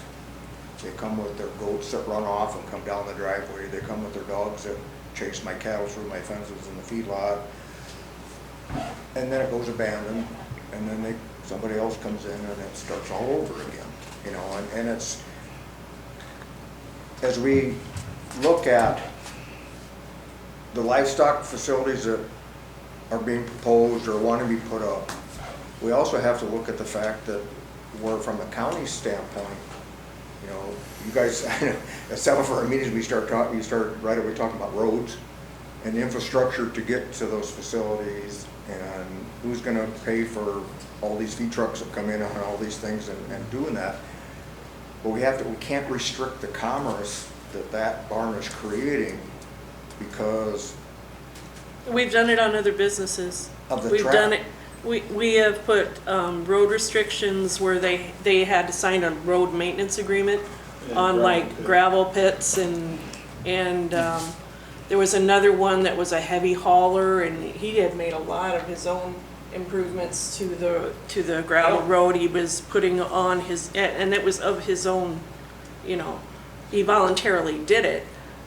He did dust control, he widened out the road, and he widened out his driveway a tremendous amount because he was a super long hauler, you know, a but you heavy also get hauler. into situations where Yeah, but Those I'm roads saying, don't so get this used at isn't, certain we're not times just when- picking on one industry here, we've done that with other industries and other Right. businesses, so I think it's a It makes a reasonable difference when you thing have to to ask come for, in the because yard. it's not really fair to ask the taxpayers to subsidize someone's business and the damage it does The to the way I roads. look at it, and I don't think anybody's ever proposed or wanted to screw over the producer, you know, I mean, No. that's not the intent. The way I look at it is that the county sits here with this book and this authority to approve an operation, whether it's a gravel pit, whether it's a livestock operation, whether it's a grain elevator, whatever it is, we can approve that on a township road. And the township has no say in it. And so all I've said from day one is the township needs to be involved and have an agreement with these producers on how that's gonna work. And if the township says, I need no road haul agreement, county shouldn't impose one. It should be up to the townships that, because they deal with, they don't have a lot of dollars. And you know, that's really what it should be. We've had examples of gravel pits where townships, you know, begged for a road haul agreement from the county didn't provide one, and now they're suffering the consequences, not the county. And we don't want that. I guess, you know, like back to Class F, you know, I'm not looking to necessarily to put any, I guess I'd like to start out, I think we're Yeah, based on. let's try to define What's the baseline? at what level should there be, absolutely, no conditional use permit is required. But at a certain point, I think an average person, a reasonable person, thinks there should be some controls. And I think we should get that number. Like I said, animal units are kind of hard to find, 100 cows and 30-some thousand chicken. To me, that's a huge difference. Or turkeys or That's always been the problem ducks. with it, is the. Yeah. Well, that's why I said A lot of straight it's out based on the amounts animals. of excrement that comes out of the Yeah. animal. Well, The problem and- is, that's not what we're controlling, we're more about roads and compatibility of places and stuff. Well, that's what the animal units is based on, but for instance, I guess just argument's sake here, for class F, okay, let's say I have 299 animal units worth of turkeys, which would be 16,000. 16,650. And there's 0 setbacks to a neighboring home.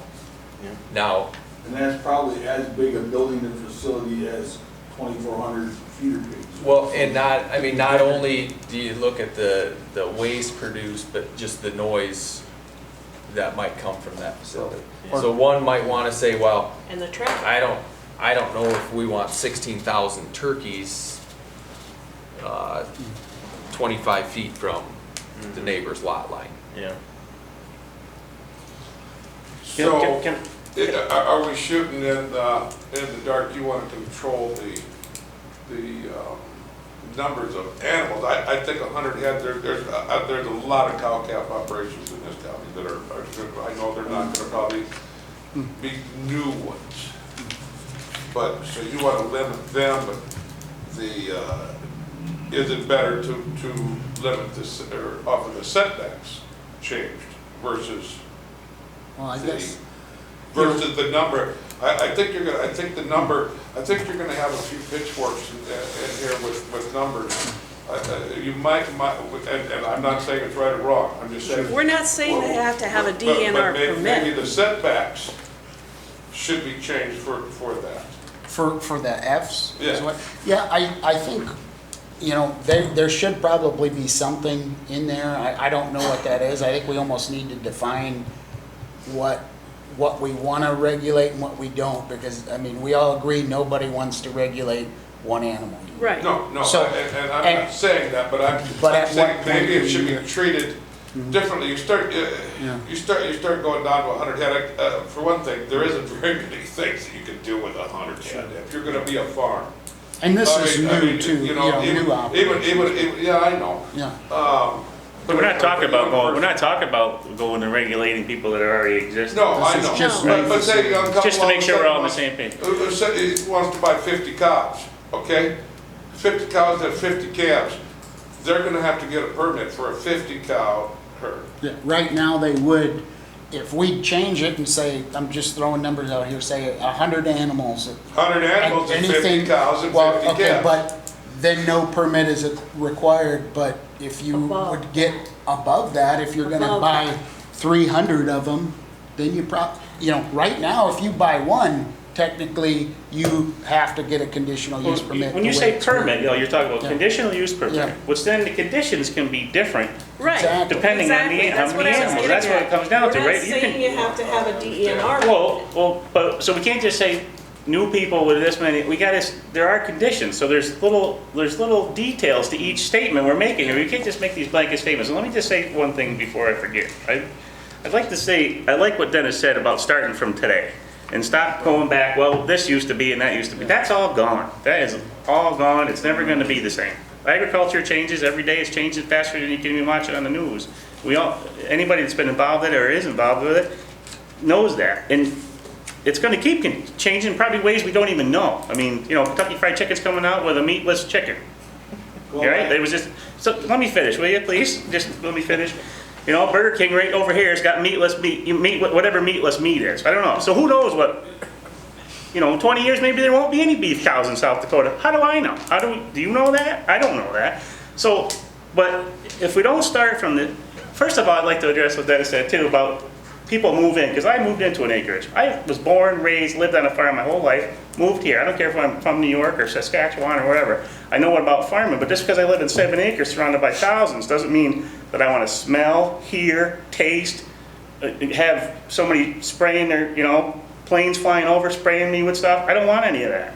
Okay? I want to live in my 7 acres just like you want to live where you live and don't be bothered by your neighbors. So if we don't approach this from a standpoint where your rights are just as important as my rights, and vice versa, depending on who's looking at it, which way, the 7 acres that my wife and I live on was divided off of a farm that was a full quarter at one point. The farmers divided up these lots. The farmers that, from history, looking back, are the ones that created these lots out in the country. So if they want to blame anybody about these lots in the country, they can blame themselves. That's the first thing. I mean, if you can't tell, I'm getting a little excited about this because all I hear is acreages, acreages, acreages cause all these problems. Well, who created the acreages? The farmers did. So live by the sword, die by the sword. But I have the same rights as my farm neighbor does. And if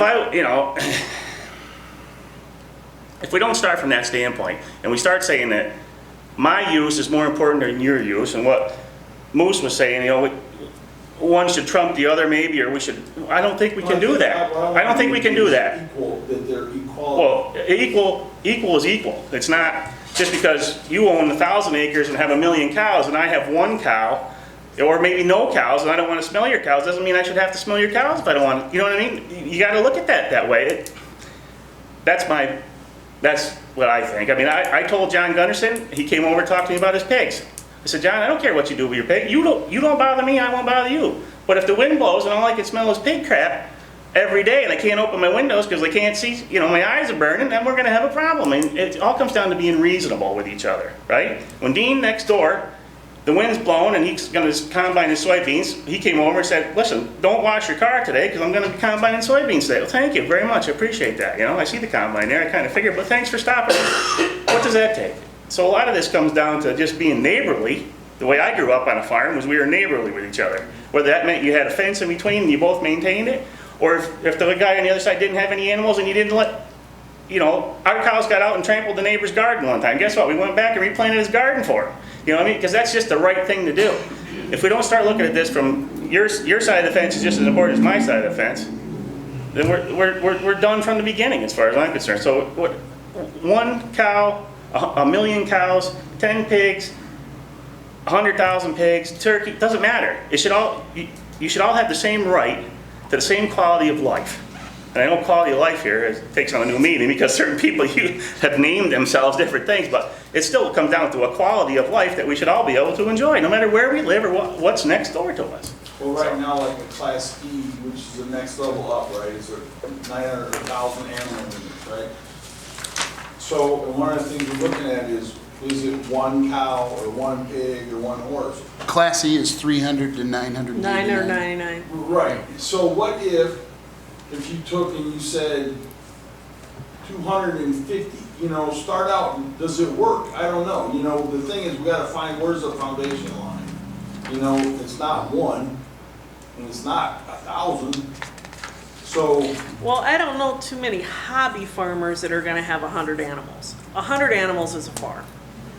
Would you agree with that, Zane? If somebody's got 100 animals, it's a farm. There's a lot of guys that work in town that will have 50 cows at home. Absolutely, there's a lot of guys that work in town and will have 50 cows. My dad had 50 cows at home. Yeah. And it was a farm. We're talking And I about grew up on a farm. somebody coming out and creating a new operation. Okay, not what's existing there, not what's been, Right. on a farmstead where something's existing. The problem we're dealing with is animal feeding operations, new ones that are coming in. Okay, that's what's causing the problems, and we need to figure something out. And I don't have all the solutions to this, but there's a number up there. We've heard 100, we've heard 250. I think it needs to be less than that. Those nursery barns are 240 right now, and clearly those, are conditional use and need to have reasonable That's setbacks what on I'm there, saying, it's so. like 300, what if you go to 150 animal units, like how many pigs is that, how many chickens is that? I think we need to ditch animal units because of the whole turkey thing. Yeah, I mean, yeah. Just ditch anim- the animal units. I think- And go straight up animals. Yeah, I mean, because From F to A or just F? or- Just from F to E for right now. we could 'Cause this is say, what we're talking about, we're talking about Class F. we could say Well, I 100 know, I animal, wasn't sure if you 100 wanted- animal units, and what's that equivalent in laying hens, for example? That's like 7,500 laying hens? What is laying The thing hens? about it is, I don't, even you guys are talking about chickens, I guess I don't know of any, even 17,000 head chickens that, I don't think anybody would think. Nobody thought there were 240 head or animal unit Nursery nurseries farm. when That this was, was. that was kind of the deal on the way it worked, because everything we That- set, people found a way to just Go get around under. it. That happened to But us yeah, yeah. twice, you know. You know, don't think a chicken or turkey Tyson operation Mountain couldn't come in. Yeah. I mean, they Kind of could come like tomorrow. the dairy industry, I mean, one thing that I think has changed a lot of it, that we, none of us really realize, that our workforce in this country is shrinking constantly. And everybody can say, oh, no, that isn't it, but it is, especially the people that want to work for a living, I don't care, you know, with their hands. And that's why these operations keep getting bigger, and because of the efficiency, no different than a box office like Walmart and Hy-Vee and all them big things. They've all gotten bigger for one reason, because they've had to survive. Okay, but that's not what we're talking about now. We just want to get this down to a reasonable level. Where I it's the difference really between think that somebody that something is like this raising should be animals to opened make a up for living. public comment. Well, This- this is a work session. This, It's a we're work not, session. we're not Right. doing anything. No, We're- I know. We're getting a plan together, then there's gotta be, then at a meeting, we vote on it, then there's a hearing, then there's, you know, Yeah, another hearing. I this mean, is this just- we're is just trying to months and figure months something down the out road that- before we're, That is reasonable. I think if we let the public in I don't now, think you're gonna have you're gonna a have 1,000 100 different, pets. which way would we go with that? You're not gonna have Can't we 100 see which way pets. it's been going, and can't we see where the problems are and kind of come up with a reasonable solution and try to make a change now? Maybe part of it is like the state DNR, whatever it is, whatever that number is, you have to have DNR permit, right? Well, what if there's a little bit, if you take it on yourself and you go get the DNR permit and all that, then maybe you get a little bit more leeway in the number of animals. But if you don't get a DNR permit, then it's a reduced or restricted number. Because someone who's in the business is gonna, whatever I can do to be efficient and steward, what, you know, all that. So maybe that's part of the thing is, for instance, it's 100 animal units if you don't have a DNR permit. But if you went and got all the stuff that the state requires you to, the disposal plan and all that, then we go a little bit more, right? There's like, if you're willing to do more, we're gonna give you a little bit more. Maybe that's a way that we. you know, that's how the conditional use, you know, process really should work is, well, that's how it worked for Mr. Rimfer. I'm willing to do this, I'm willing to, what do you want from me, and I'm willing to do it. That's how it should work, but unfortunately, it doesn't always work like I that. believe a lot of these, like these little nurseries, none of them had any conditional uses, but actually a lot of things were put on some of those, I can't say all on those nurseries, and it still wasn't enough, because there was some conditional use put What on was, those. I'm just for clarity, I guess, I don't, what was put on them? You know, like for having manure, going with some manure management plans and stuff like that, and some of those, I thought Louis did that on I'm not his sure, I'm not sure. voluntarily. I'm uninformed, so I don't. But if that's not a part of it, you can say what you want, if that's not a condition of the conditional use permit, that you don't, who's gonna Enforce it. enforce it? There's really no, and, you know, that's with the Without bigger, that's with the DNR, bigger. who can enforce any of it? What's that? Without the DNR's involvement, who's gonna enforce any of it? Well, and that's another thing, all of this falls I mean, back really, on that's the right. I mean, county. there isn't enough, you can't hire enough, I don't care if you pay it. Yeah.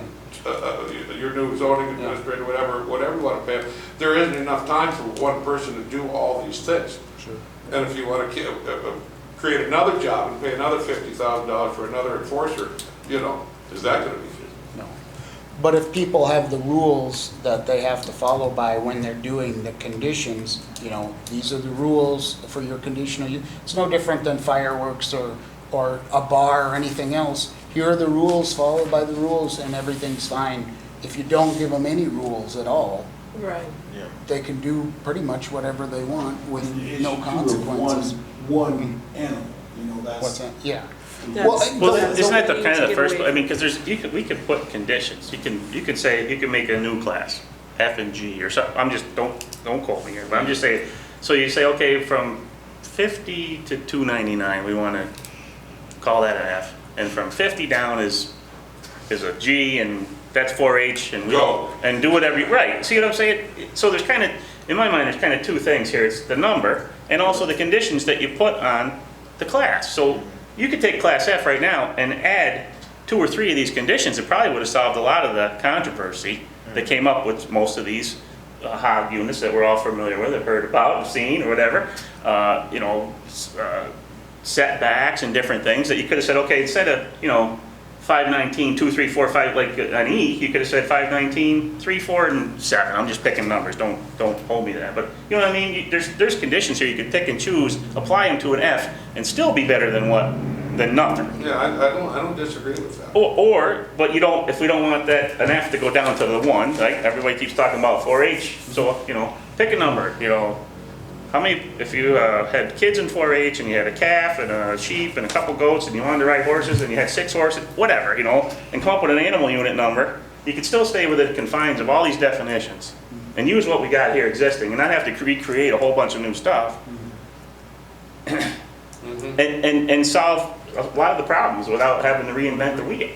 That's just my You could thought. reinvent another class instead of another classification to this class. Yeah, and I think you put could some just, stipulations Well, on the put class. stipulations on that, whatever the number is from here down is 4-H or Yeah, it's not even a class. No or conditional hobby use farm. required. It's hobby farm, Right. call it a hobby farm, whatever, You not- can't do that because that No, requires that's a conditions. different thing. well, okay. the only thing I would say is, I'm just trying to take the 4-H, the crying 4-H kid out of the equation here, okay? So, whatever you want to call it, a rural entrepreneur, they want to have 10 animals or whatever it is, whatever the number, and then from there to 299 would be another class, and you could put some conditions on there that were reasonable. I'm just talking about reasonable. I don't think there's anybody here that is saying is unreasonable. It doesn't, see the need for a certain amount of conditions on some of these things, so we don't have some of the situations that we've talked about already as far as setbacks and Like I different said, things. that setbacks maybe should be looked at on those smaller units. And that's what I keep hearing is kind of setback get brought up, but what we gotta make sure though is the 10 goats or 50 goats or whatever don't have a ridiculous setback. Well, that's what I'm saying. You If have we a had number that below that, you don't do anything, just like you do now. 16,000 turkeys probably need, which is 300 animal Yeah. units, probably needs a greater setback than even 300 head of cattle. I don't know. it is, it's the hardest part of the whole thing is the animal unit. Because what the it animal does unit's to based what- off of, the waste Yeah. generated, but Right. there's more But there's to more a setback to- than just waste. What about what you said, Greg? We keep everything like we have now. We add Class G, no conditional use required, unwritten, nothing. And this is just a number, let's discuss it, but 50 animal units not to exceed 100 animals total.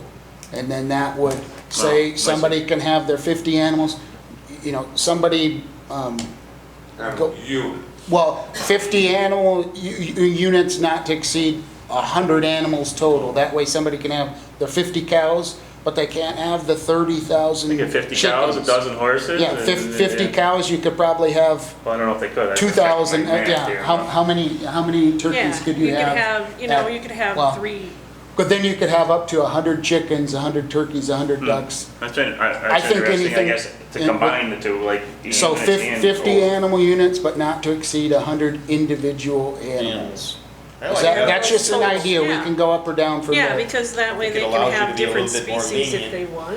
Yeah, If I you mean- put that 100 animal cap on there, because, that's always been the problem is there's too many things in the animal units that are out of whack with the number of animals, I could name you a guy with 10 sows that would be out of compliance then. Because they have 11 pigs. Now all of a sudden you got a guy with 10 sows. well, So So how many would that be how total? many, Well, I mean, you would actually have, you would have over 100 animals. Yeah, but he's, you know, he's already producing, right? He's grandfathered. Well, This is for somebody new coming out there. Well, I don't know, I know a kid up by Lesterville. So what number, that was I just to don't throw know. out. I'm just telling you that, I'm just thinking And- of scenarios that you get into. Again, we're talking about a conditional use. We're not making them get DENR permitting. We can just say, okay, what's your operation or what's your proposal for an operation? Because remember, this is new construction only is what we're talking about here. And maybe all we have to have from him is, okay, what are you planning to do with the manure? And he gives us a manure Spread it plan, on the field. you know, and the fields he's putting it on. And that's all we ask of him. We don't know until that situation comes up. But that's what the conditional use is it's a case-by-case basis. And we can evaluate it on the merits of whatever that person wants to do at that time. Because everybody right now who has one animal unit, technically, according to our zoning ordinance, Right. should get a conditional use. Yeah, and This that's is an ridiculous. attempt to We know make that that. easy. Right. Nobody's But- gonna do it. but- Exactly, and if we know our zoning ordinance isn't where it should, I mean, none of us agree that, so let's make it Well, it's so just- it's actually it's just like the functional. changes that John proposed earlier. To me, it's the same thing. It's not like we're picking on farmers or anybody else, but if it doesn't make sense. It doesn't If it make says you can't sense. modify It could anything, be, period, yeah. no matter what, well, obviously, we've been Yeah. doing that, so we gotta It's change a it. puppy The same mill. thing here, right? I mean, So what about, okay, we could, 100, at 100 animals. 100 animals. 100, the swine, I just wanted to do Yeah. the number, so if you had swine in a production unit, 100 animal units is 212. 212. 212 what about is a what about- Go substantial by number. animal units versus animal. Yeah. That's right, but I'm saying even if you went, you know, right, so 50 would be 106. What- You know, what so if you about- went, yeah. just using the numbers we were throwing out, I'm just for reference, you know, that'd be 106, you wouldn't, or less, you wouldn't have to do anything at all, is what you, right, is what you were saying. So what, we could bump it up, 100 animal units not to exceed, 250, 100 300 animal total units. animals. Is that That's what I, too high? I kinda like that idea, you know, if you put not to exceed so many animals, I'm more willing to push the number up, you know, because, I don't think 200 cows is a problem, to be honest with you, for most places. The setbacks that we put on will stop Greg from having 200 cows on 7 acres. Well, now that's bullshit. So you do. Why are you picking on the acreage guy? I've already figured it out, if I put them 2 feet apart, I can, But, you How know, many acres you got? 7, oh, you could have 1,000 in it. but, you know. well, I gotta have room for the house. I don't think I could there's a big stack problem with I that. could stack 'em. Oh, yeah, I see cows right up, rub it on the house. You know, you could have a couple hundred animals and not be problematic. The problem is that couple hundred, when you convert it to turkeys or pigs and other things, becomes a huge Right, but number. But like if you we- do the no more than Yeah, twice, say that's an twice that interesting number, idea. you know? Yeah, we could, and those are just, 100 100 animal animal units, units. no more than 200 total animals. yeah. 100 That- animal units is a lot. Well, Yeah. it's, but this is an That's a lot, agriculture. right, but that's a area, lot though. for no What if we regulation just- and no setbacks. What if we just graduate the setbacks? Yeah, like, So one animal unit is 75 feet, 299 animal units is a Quarter mile. eighth mile or quarter Versus mile, I mean, it's a whatever. quarter now for It's a the quarter. big ones, For an the- eighth mile. Yeah. I think that would be better for both of myself. So that would That's help Can you us, say help. that again? Well, we just graduated from Well, we can 1 do to a com- 299 animal units or what, whatever. And, cause 75 feet is plenty for one cow, but, it's apparent that 2,400 head of hogs, people are not 75 feet's comfortable not living right. 75 feet from whether they're nursery or not, No, they're 75. 75. unless you own them, but. 75 for puppy. You're right, but there should still be some kind of protection put in there for a CUP. That's what the CUP is for, is, I agree with doing what you said, also with the setbacks, but there still has to be a cutoff of where a CUP is not necessary. Yeah. You know what I'm saying? I mean, Yeah. so is I 100 agree with the animal setbacks units, being does it need to be graduated. higher, does it need to be lower, what, or, you know, for a total, we could go do 200 total animal, 100 animal units, 200 animals That's total? the one I'm happy I mean, I with. think that, you know, 100 animal units, that's only gonna be at max, you know, 100 cows, but that'll also limit the turkeys and, you know, how many hogs would that be? Or, you know, that'd only Well, be. It's only gonna be 200, because if you're maxing Yeah. at 200, it's Yeah, 200. Exactly. So anything And that's more than that animal unit wise is gonna be capped at 200. so even like horses say, you know, they'd only be allowed to have what, 50, horses are 50, no, They're they're, two. Be they're 50 two of them. animal units, so they Yeah, only have setback. 50. 50 And I think that's a good compromise because it allows people to have, you know, your. This would be a Class G, sorry to interrupt. Yeah, Or yeah, a new class. kind of what Greg had, it'd be a new Class G, and there's no CUP required, really, no nothing, you can just do it. It's what I a would just say. permitted use, but then if you're gonna go above that, then that's where you need the conditional use process. And, you know, really, I don't see a lot of people coming out into the country and having more than that, and if they do, then they need to go through the CUP process. Well, right, that's, As a new it's not thing, saying you you know? can't, you just gotta go through with the process. Right. There's Exactly. something that too, maybe like as a reference, you know, they give the odor cone or whatever, that's so many feet, and they're like this many animals with 1,250 feet or whatever. So maybe we go to where they develop this and say, what's the odor cone on 100 animal units? Then compare setback to kind of that. Well, that depends on the animal. Yeah, but you know what I'm saying in regards to like, because 1,200, somewhere there's gotta be, if it's like the guy's got 12, 20 horses or whatever else, he's raising pony or something, does it have to be 1,200 square, you know, 1,200 linear feet, or there's gotta be something here that there's a, Yeah. Well, I just think when you go down to that 100 animal units and 200 total animals, not only does it cover the base on all the crazy numbers that we had, but, you know, you're not gonna get into you're gonna have a totally different odor footprint. You're not gonna yeah, get that's into a what I'm saying. confinement. You're gonna You know, be, it's not gonna be, you're gonna be an open yard, you're gonna be raising cattle, maybe in a feed yard on the side hill or something, but you're not gonna be, Right. you're not gonna be confined in 100 animals and in a barn and having a pit underneath, and you're not gonna have all of the stuff that's really goes with that. Nobody's gonna build that size of a barn or something, I wouldn't think, that doesn't really warrant doing something at that size, I would assume. I mean, not that somebody might not keep them in a barn or a building they have, but. cost restrict, basically. What about, I'm gonna throw a different, a little bit twist to the idea here. And this is just coming in, but if you took the Class F, which we have right now, and changed the number in that from 100 to 299 animal units, and then put the setback restrictions, because right now there's none, Right. but put setback restrictions, we can put all kinds of different restrictions on the 100 animal units to 299 animal units. Then create a Class G, which goes to what you're talking about, Yeah. which is 100, or say 200 maximum animals. Yeah. But then break that out so it's defined by animal units of what you're allowing, you know. Of each type of You animal, could, you're saying have a. you can go back to a our block definition of what an animal unit is, but you could have 100 cows, but you could only have 200 total chickens, so that animal unit number would be this.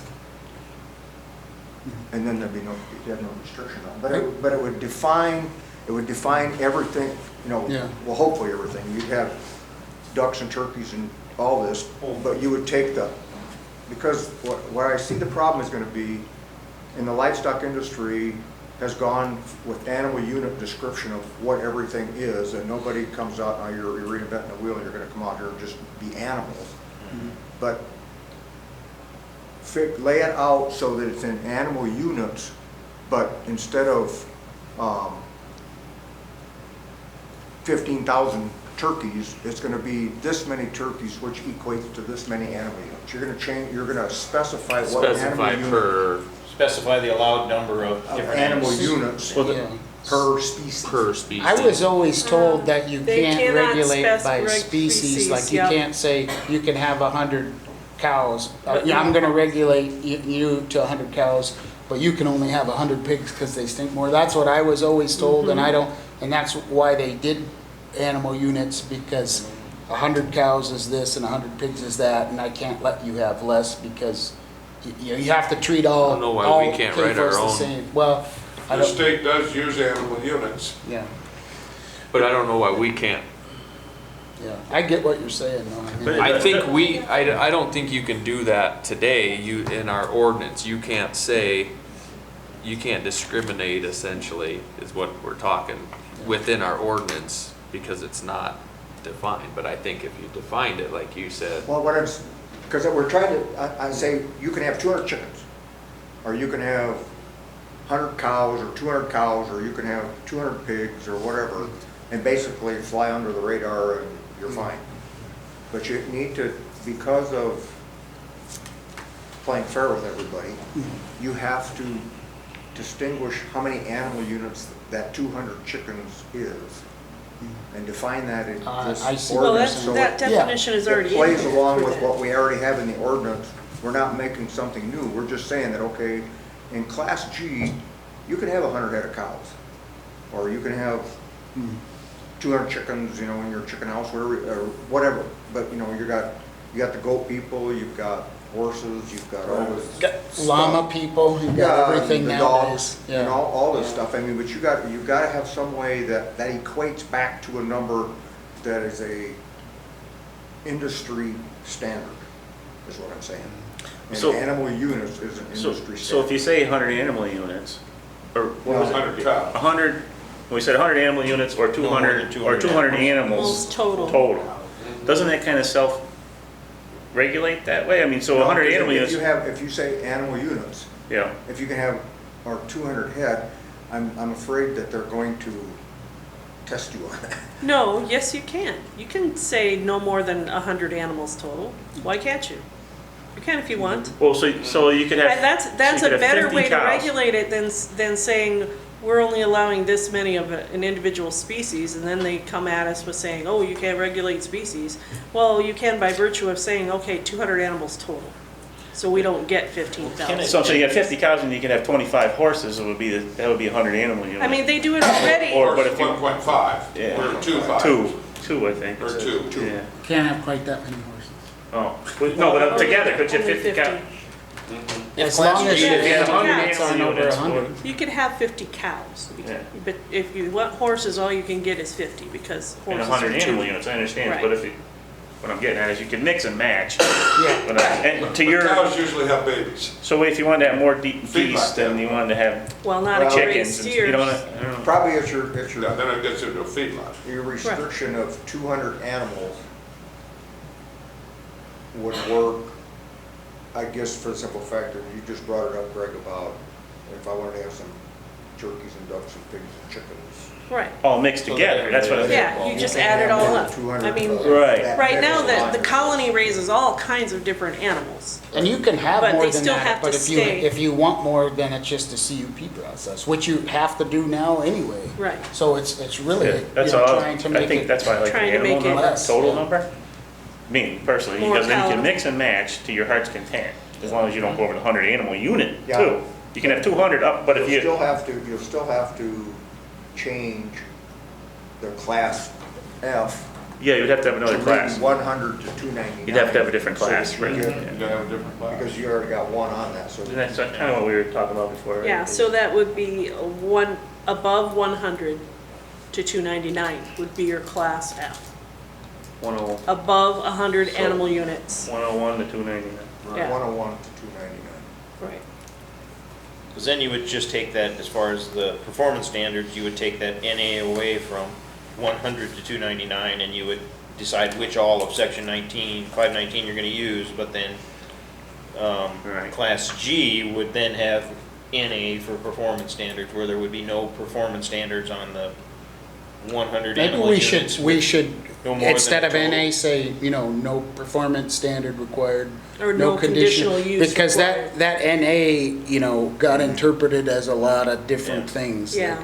So then we wanted to say no conditional use required, and then don't say anything about setbacks or anything, because they'll still be I don't know how it'll work, depending on what it is. If you have a barn or something, there'd still be the 75 foot, but. Well, that's what the structure, we're just Yeah. talking about if somebody, has property and they wanna have animals. Yeah, but you don't want to say no setbacks, because it means Yeah. there's still gonna be setbacks. Still the setbacks are Maybe normally like there. no Right. conditional use required. Yeah, I For, could see that. 100, and then we could spell it out, 100 animal units up to 200 total animal. Is everybody okay with that number? I guess we could, that's probably where we need to start. Because it'll say like The 100, up to 100 animal units, no more than 200 Total total animals. animals. Total animals. Is that a compromise with, we're probably not all gonna agree, But but, if someone wanted to come in and raise like 2,000 mink or 2,000 rabbits, they could. Well, then they get- still need to get that Yeah, CUP. exactly. Right, Yeah. that's- this, Come in the plan. this is for, Yeah. the person like Greg who wants a good life and just, raise a few animals, so. I think it works. Kinda like Do you no think- animals do you right think- now. Is that something we can live with? What are we at, 100 animals, 200 total animals, and then 100 animal units, yeah. Is that 100 still, animal units, you 200 still- total animals? do 200 you like total that, or animals. what do you think, Dennis? Well, I I think don't mind it, as long as it's a different class. I like that we're gonna switch it into a different class, that part I like. Okay. And we're not gonna 100% agree on everything, and this is just kind of, well, let's But the keep concept moving. is, I like the concept though of the mix, of mix. Without the 200, the 100 animal units is more than I would like to see us go. Because if you just went 100 animal units, Yeah, well, you could have some extreme back where numbers we next started year. with. Yeah. Right. We still have a lot With of the chickens. 200 total, I'm more than 16,000 fine with that. turkeys and no Because setbacks. it's gonna take those things that would be thousands in that Well, number actually, and if put you- them right if you down to really- 200. You don't have to go too far back for some of us. But if you took 100 or 200 animals on the premises, that covered an awful lot of Oh, farms for a lot of damn years. straight. Yeah, Not that you made any money- Probably 30 years. Not that you made any money doing it. No, But you, but Yeah. it was. but it allows the, whatever you want, hobby farmer, gentleman farmer, if you still wanted to do that, you still could. right. Yeah, With what But we also- what we're we talking also about, you have still to, could as do we- it. And, going forward on this, we also have to really look at, in our definitions on the hobby farm and make sure that that's enforced. Mm. Because now we're talking about a class F or a class G in an ag district becomes now a farm. Yep, Because you're gonna have this many animals. But if you go back to the not enough acres to cover it, there still has to be that, you're right. Well, Dennis, yeah. hobby farm isn't a permitted or conditional use in ag. ag, Not no. ag. It is in That's just- rural It's rural residential. residential. Because ag is a permitted use, Right. but an animal feeding operation is a conditional use. I guess, right now, where we're sitting is Yeah. the one animal's a conditional use, so we're trying to open that up and make that easier, which I think needs to happen. Right, And so more I reasonable. think this does it. So, somebody Zane, was that you, about a setback, or was that you, Dennis, That was me, on, yeah. on F then? What were you guys thinking on that? Well, I mean, for that class F, I mean, right now it's a 75 foot, and I do not disagree that I think in certain cases, that I think it is. What do you think? I mean, like we were talking, like an eighth of a mile. We're talking G now, right? No, No. he's talking F. F. Yeah. The F is Right now now, F is- 101 to 299. F has no restriction right now, just the 75 feet. Right. Well, I'm saying if what we just talked about happened, F now goes down to 100 to 299. No, Yes. didn't we add a class G, or am I bad? Yeah, That's what we've been we added talking the about, we've been class. talking about. To But he's 299. saying F will move up to 100 animal Oh, units. Right. yeah. Right. But right now, there's no Above setback. 100 now. The I got setback you. on Sorry. E is Yep, sorry. So it 2640. could be These like guys are proposing that it be half that. 100. Is- Well, I'm not, and that really, I mean, Tim, I'd really like to talk to some of my constituents too, just local farmers, see what they think too. I mean, this is nothing set in stone. Yeah. No, this it's is, all We just have for to have- discussion. We have to have ideas to bounce off our Yeah. people that we work with. Foundation. But they clearly, the setbacks clearly drop back as the classes drop back. Well, it's That's quarter the way mile, everything else is. quarter so- mile, right, for D? No, if, that's, yeah, and Yes. it's, nothing For E. for. 1320 is quite a bit compared to 75. Right. Well, no, it wouldn't, yeah, that's what Yeah, it it'd be would. 13. Eighth of a mile. Yeah, 1320 instead of So- 75. Well, And eight- I'm guessing there's a lot of people 1320 that is a probably quarter wouldn't have mile. been that That's worked right. up That's a quarter mile. at 1320. Right. Right. And it And that's what it does E limit some is. things, but I mean, you know, I don't, it's just a thought process. So we're thinking 1320, just put a pin in that for a class, Like the eighth of a mile. F. Well, that's quarter mile. That's a quarter mile? Yeah, What's- that's a What's an quarter It eighth would be, in, yeah, that's what I'm thinking. what's an It'd be eighth mile in 650. feet? 660. or 660, whatever. that's what I was 660. thinking, because a quarter mile is 13. 660 660 is 8. Yeah. class F. And remember that the class F that we have now, or not F, but the class E, that number would have to be changed to 101. Yeah. Oh, yeah, Or that's good catch. above 100 animal units.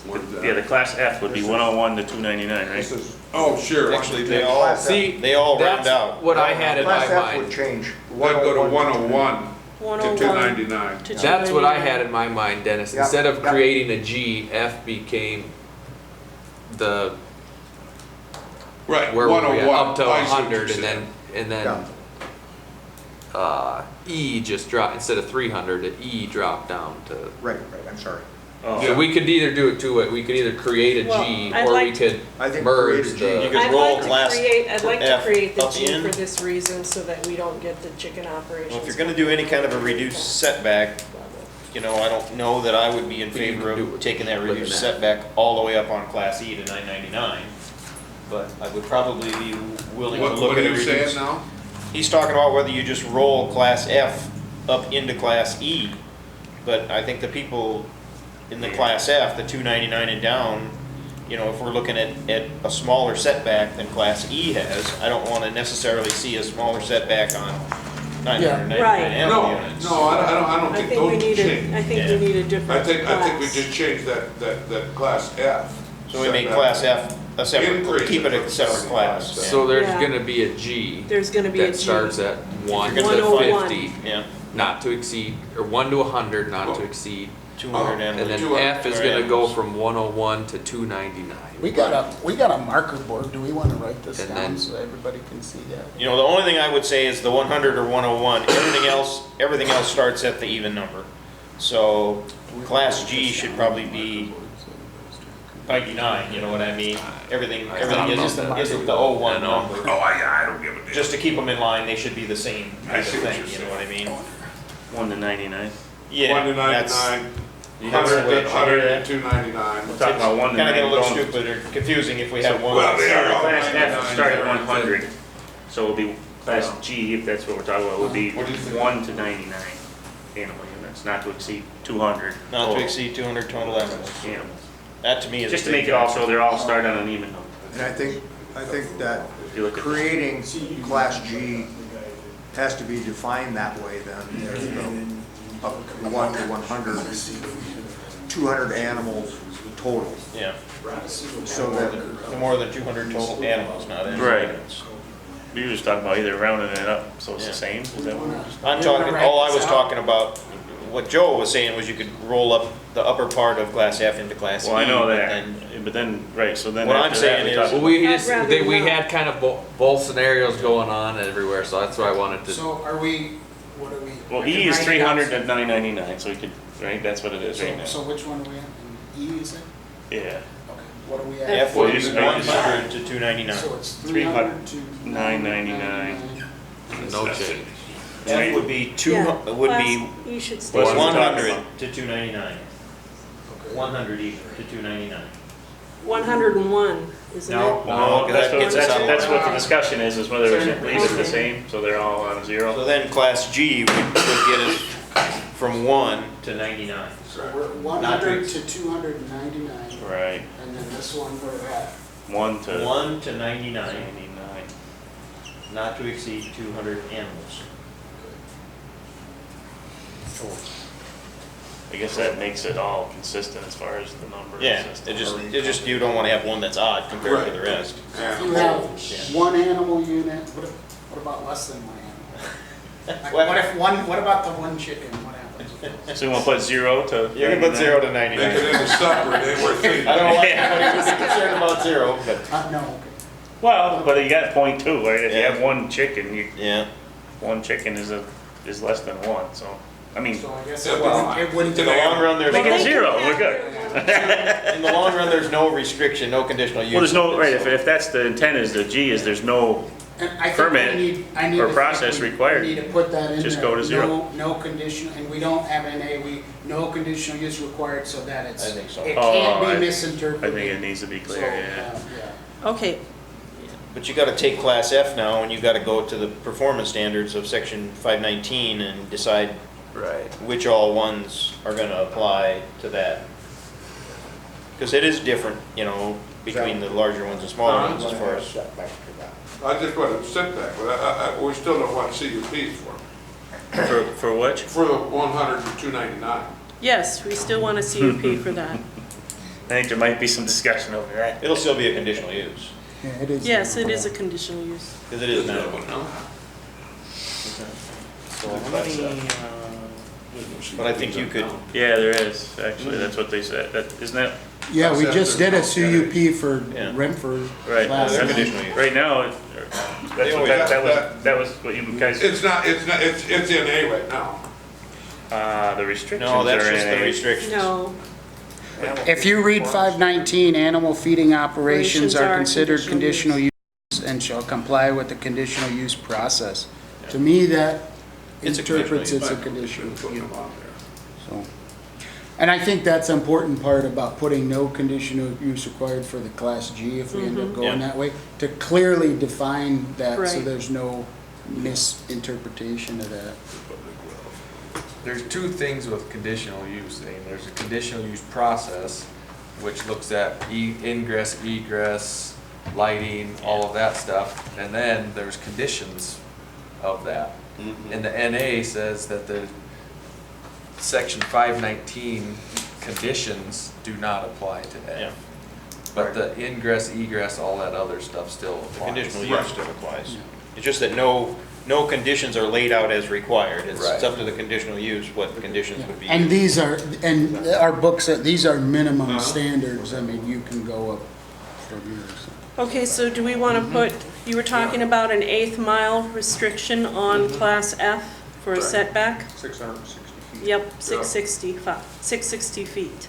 So, kind of the way I look at, you'd go through this, we've got 519, and then all the others, we say which ones go, so, you know, like 2, 3, 4, and then when you get to the ones where the setbacks are, then we're gonna have to add Add a class. a letter, you know, like for Class F, and then a different setback. So it'll have to have the same section 519 and all the stuff that applies, it'll just have new numbers where we change and put new setbacks, is what I'm thinking needs to happen.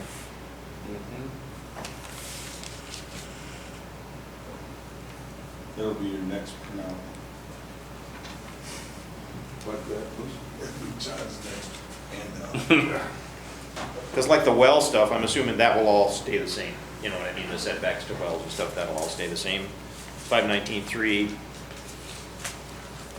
You know, one we already relieved Class E from 1, so I'm assuming you would not try and put Class 1 on any of it, which is the waste management system. Yeah. You know, I don't assume we would do that. For-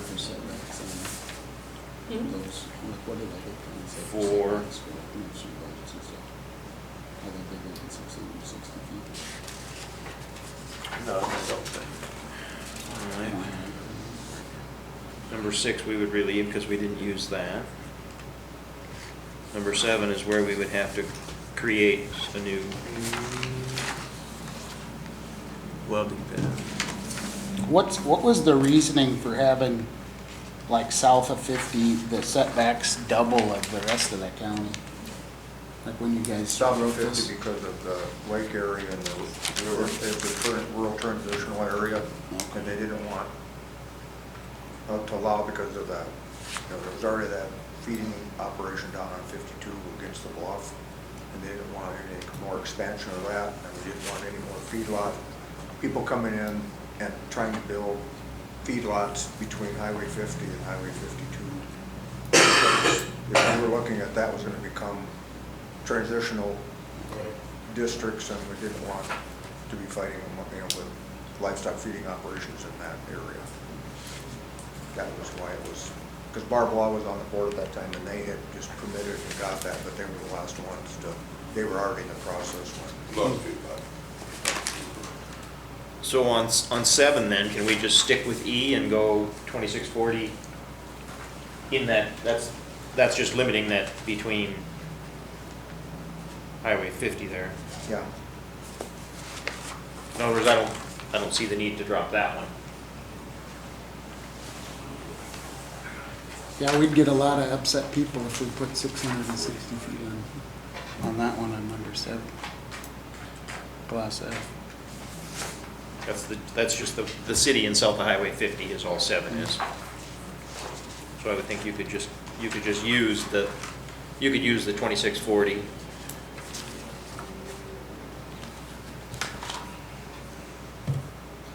So class F then would be 2640 there.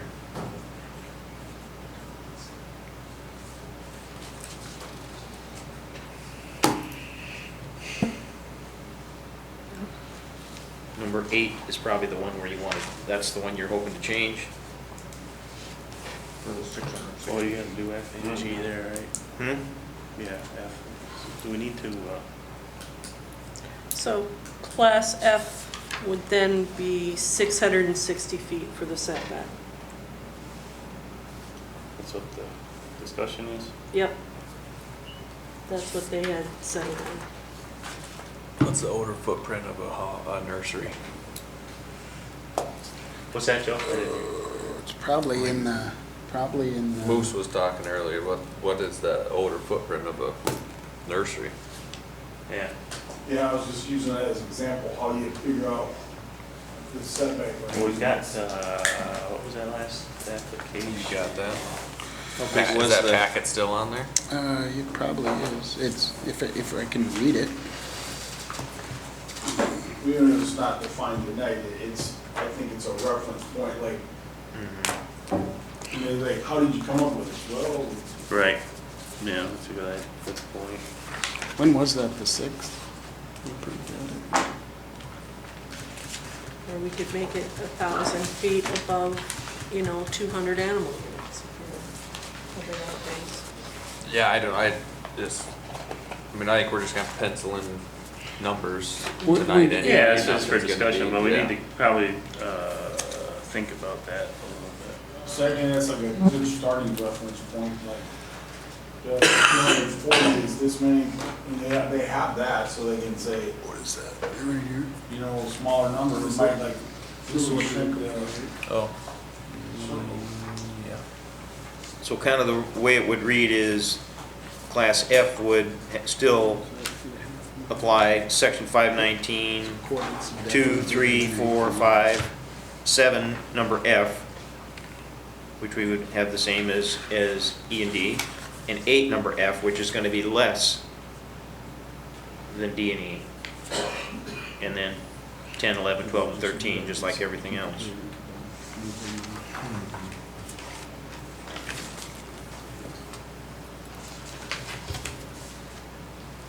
the 90.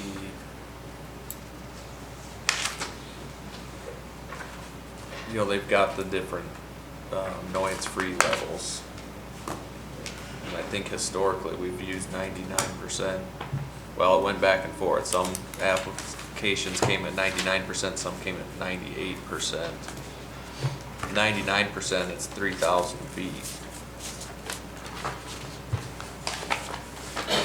I can't read. That doesn't look right though. Is that a 3?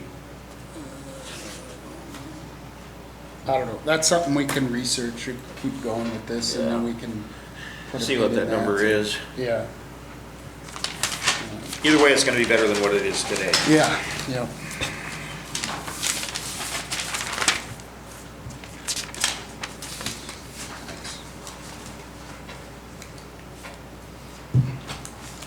Well, like even SDSU ag management might have some recommendations. Yeah, yeah, it's a good point.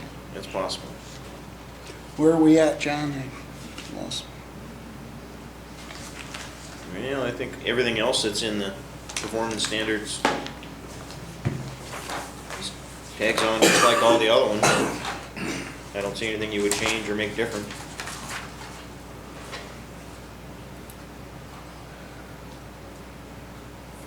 Yeah, Can we summarize those on the board? yeah, I can open up the other side, yeah, if you wanna write things. I don't know. I'm not saying you have to do it. Do we have a summary? Get a sharp corner. Go through that again. just I'll wake quick. you up, won't we? You got it. That's what I do. If you won't be my guest. Oh, no, I've just got it right Read it out to you. here. All right. Always forget that's there, it's kinda. Section 519, this is for class F. This is fair. Class F has to meet section 519. We just write it over here separate. That's fine. So these are the conditions. 519, Number 2, 2, number 3, 3, number 4, 4, number 5, 5, number 7, F, 7F, 7F, 8F, 8F. 9, 10, 11, 12, and 13. So that would be the performance standards on class F.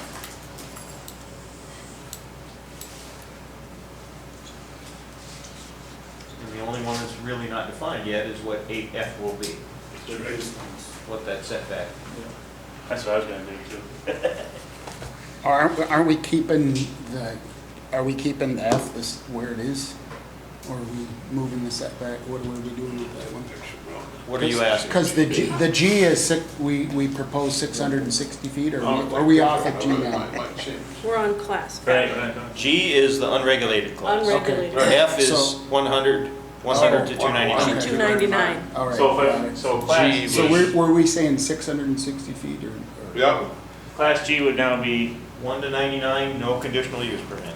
you could write that 660 foot up there too on, underneath class F, so. Yeah, With the G question was mark. 70, G was 75 and F was 660. 8F is what we're questioning. Right. 8F is what, and then we're either, what's the two we're saying? 660 question mark.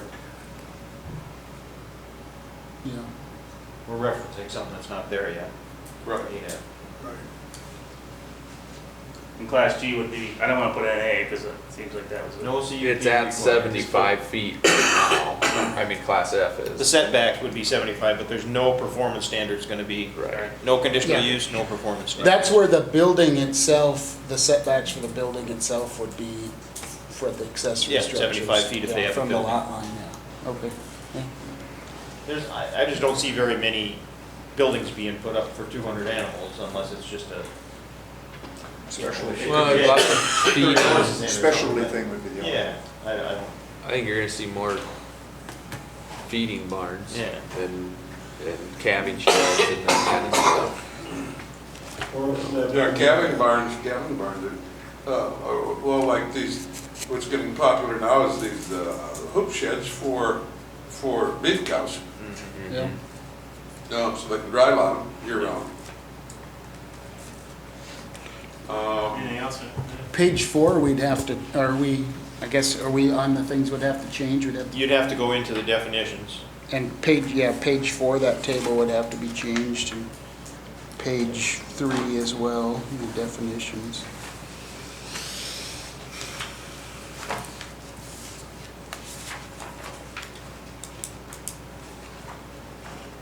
We might have to, I don't know if we have a, So, we're gonna have to add a definition for animals, because we don't actually have a definition for animals. so what was 7F? I'm sorry, to back up, because I was. 7F is what the number? set, it's 2640. That's the setback below Highway 50 towards the lake. So boundary. class, so it's F would be F, class G, and it would be same thing, 2640. 2640 we talked about, there's no sense in changing that. I'm just making that in here, so I got it right there. No. Okay. There's no other additions to the standards other than the F, 2 Fs, 7 Yeah, the Fs. two have the sub letter to let you know that it's for, Alright, just wanna For make sure class I'm- F. Make sure I'm keeping up here. Yeah, I'm assuming we're gonna have to add a definition for animals, because we don't have it. Why do we need to add a definition for Because animals? it says 200 animals, and so we need a definition for what it, Because we've designated everything else as animal units. Right. Now we have to then. We need to add a designate definition for Animal as an animals. animal. I think It's you one gotta have, physical body. yeah. One beating heart. There's gotta be a not too hard to come by definition for animals. Sixth I graders. can see this will be the big debate. What is an Yeah. animal? Well, you always just hate when you have stuff described in the book, and then you go to the words in the front to find out what they mean, and Am I gonna need security when I go to Walmart? That's all I wanna know. There's a Google one, a living organism that feeds on organic matter, typically having specialized, well, Bacteria. yeah. that anything might out of be a dictionary would be good enough for me. good. We have a dictionary? We might want to limit it to livestock, animals, or, I mean, the animals is What's a livestock animal? Is it a Well, dog? Is it a cat? something that's what I found mean. in the animal Starts getting conversion chart. I'm not sure if you want to limit that to life. Animals are Because if they rapid decided. animals. Yeah. Well, that's just it. We I could- don't, Dogs or Decided to something do like meat. that. Well, There's yeah, no, dogs, there's no about that goats before we on get this one, I dogs. don't think, is I there? would I don't think, see goats. I would think it should just be animals. Because I got one a mile from, well, a mile and a half from my house, and if the wind's out of the west in the morning, them dogs bark till something, till noon. That's what- There was a, yeah, well, even over at my place, there was a lady, she only had probably 10 dogs, and it was a lot of chatter, you know, didn't bother me, so we let About about, me. yeah. It might if there was 200 of them. well, I think that would fall under kennels is where, I mean, You would hope so. You would. but that's yeah, just it, You would animals. think, wouldn't you? Special amount of dogs. What's the drawback to just having it say Haven't animals? told anybody. I don't know, there's probably one, if I think. Do you think of a long drawback to have it say I animals? think- Well, we long don't enough, have to there's decide gonna this be tonight. one. I mean, this We'll is all continue the discussion food if you for come up thought, with the right? scenario. Food for thought. Well, what, do we want to create it? It could be just, Yep, just like a stick, living three- organism three- that- three something. this is what it says in the dictionary. that feeds Bacteria on would organic fall matter. under that. To Is that like exclude Webster's or bacteria. something? Yeah, that excludes, Fish. I'm fine with whatever Mr. Webster that says. excludes bacteria, you know. I don't know. What is that? Right. Alpacas, Goldfish. tilapia. Well, if they're raising them for food, I'm sorry. you know, tilapia, More that than would one be, cell. that would be again, agriculture or aquaculture, whatever, that's, Yeah. you know, so. People That would raise all be, that kinds would of be stuff, yeah. covered under Well, different. birds and ostriches and all that, I mean, Yeah. could be. Mink, How many peacocks? chinchillas. Yeah. I used to live next door to one peacock. That was enough. They scream like crazy. A peacock and an emu. That was. Yeah. That's in rural residential. Well, I know, but what does Hobby Farm do? Because we talked about animal units. That was 10 animal units, it has to Where be does the 10 hobby animal farm units or define? less to be a hobby. Where's that? Right, what I'm getting at is in an animal, But on we a have hobby hobby farms farm, in you're not residential limited to areas. only having these But is it actually animals. defined what a hobby farm is? So how do we handle it there? What kind Here of we go. definitions are there? Did we need a definition for animals, or where are we at right now? We need a definition for All it. right, We're gonna use that one. Webster's has a good one, and organized living being endowed with sensation and the power of voluntary motion, also characterized by taking its food into an internal cavity or stomach for digestion. Would that work? That's insects. No, it Well, you says say that's animal. ants, you know? You're Well- over you're in violation. You Greg. guys find Do it. cockroaches count? What about any mammal or bird or fish? Would that cover it? Or reptile? You have too many snakes. They know mammals, birds, Farm fish, up. reptiles. That's pretty encompassing, without getting down to bacteria and insects. Mammal, Basically.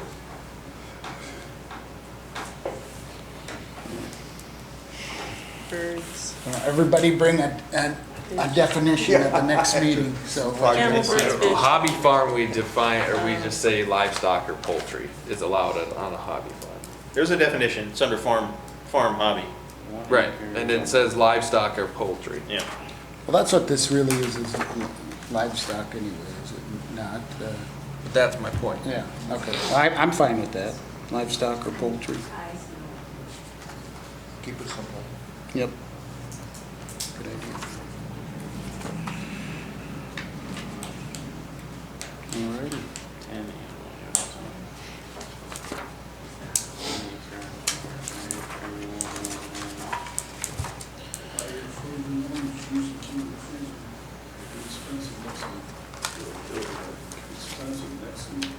Well, I would say this is a good stopping point. Yeah, I think so. I think I so. would agree.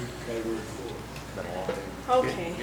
Yep, I think I'm freaking summer cold, but I just can't. I think I'd allow public comment, if You were, have it at the you were end, Penny? it could be Well, you're right. still, you're team Penny? Okay, so before we adjourn, is there anyone on the public comment list?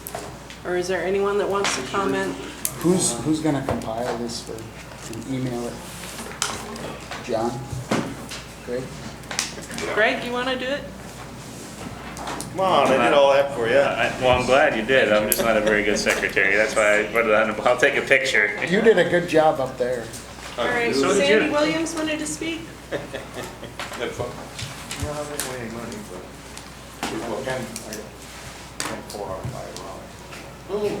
Sandy Williams, Marindal Township, and I'm glad to hear you talk about definitions, because as I was listening to the conversation tonight, there were different people using different definitions for the same words, and that is where you get into trouble. And so I was really glad to see that some of that was addressed, but there were different times where some of you were using a word one way, some of you were using it another way. And so that's how you have to be very careful and go with definitions out of the dictionary, or maybe what the IRS has, because what the IRS has for a hobby farm is very different than what you all are talking about.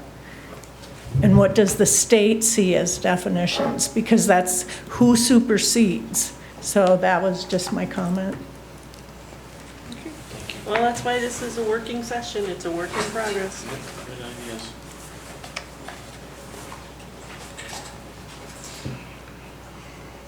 Okay, any other comments before someone could come up with a motion to dismiss? Are we gonna, Oh, schedule another meeting. or how do you wanna do this? Do we wanna meet, when's our next one in September? Is it 10th? We wanna meet again before that, or what do Before do- the regular meeting, you mean? yeah, we could either, do you wanna do another meeting, or do you wanna meet like before? an When is hour our next before? scheduled meeting? The 10th, 2 I weeks. believe, right? Yeah. 2 weeks, 10. I gotta take. Because I think we tickets. got a lot of things on the agenda for next Oh. meeting. It's, So we may not get much work done on this at the regular meeting, you're saying it may be a not busy unless agenda. we come, beforehand. So, it sounds like there's quite a few things on.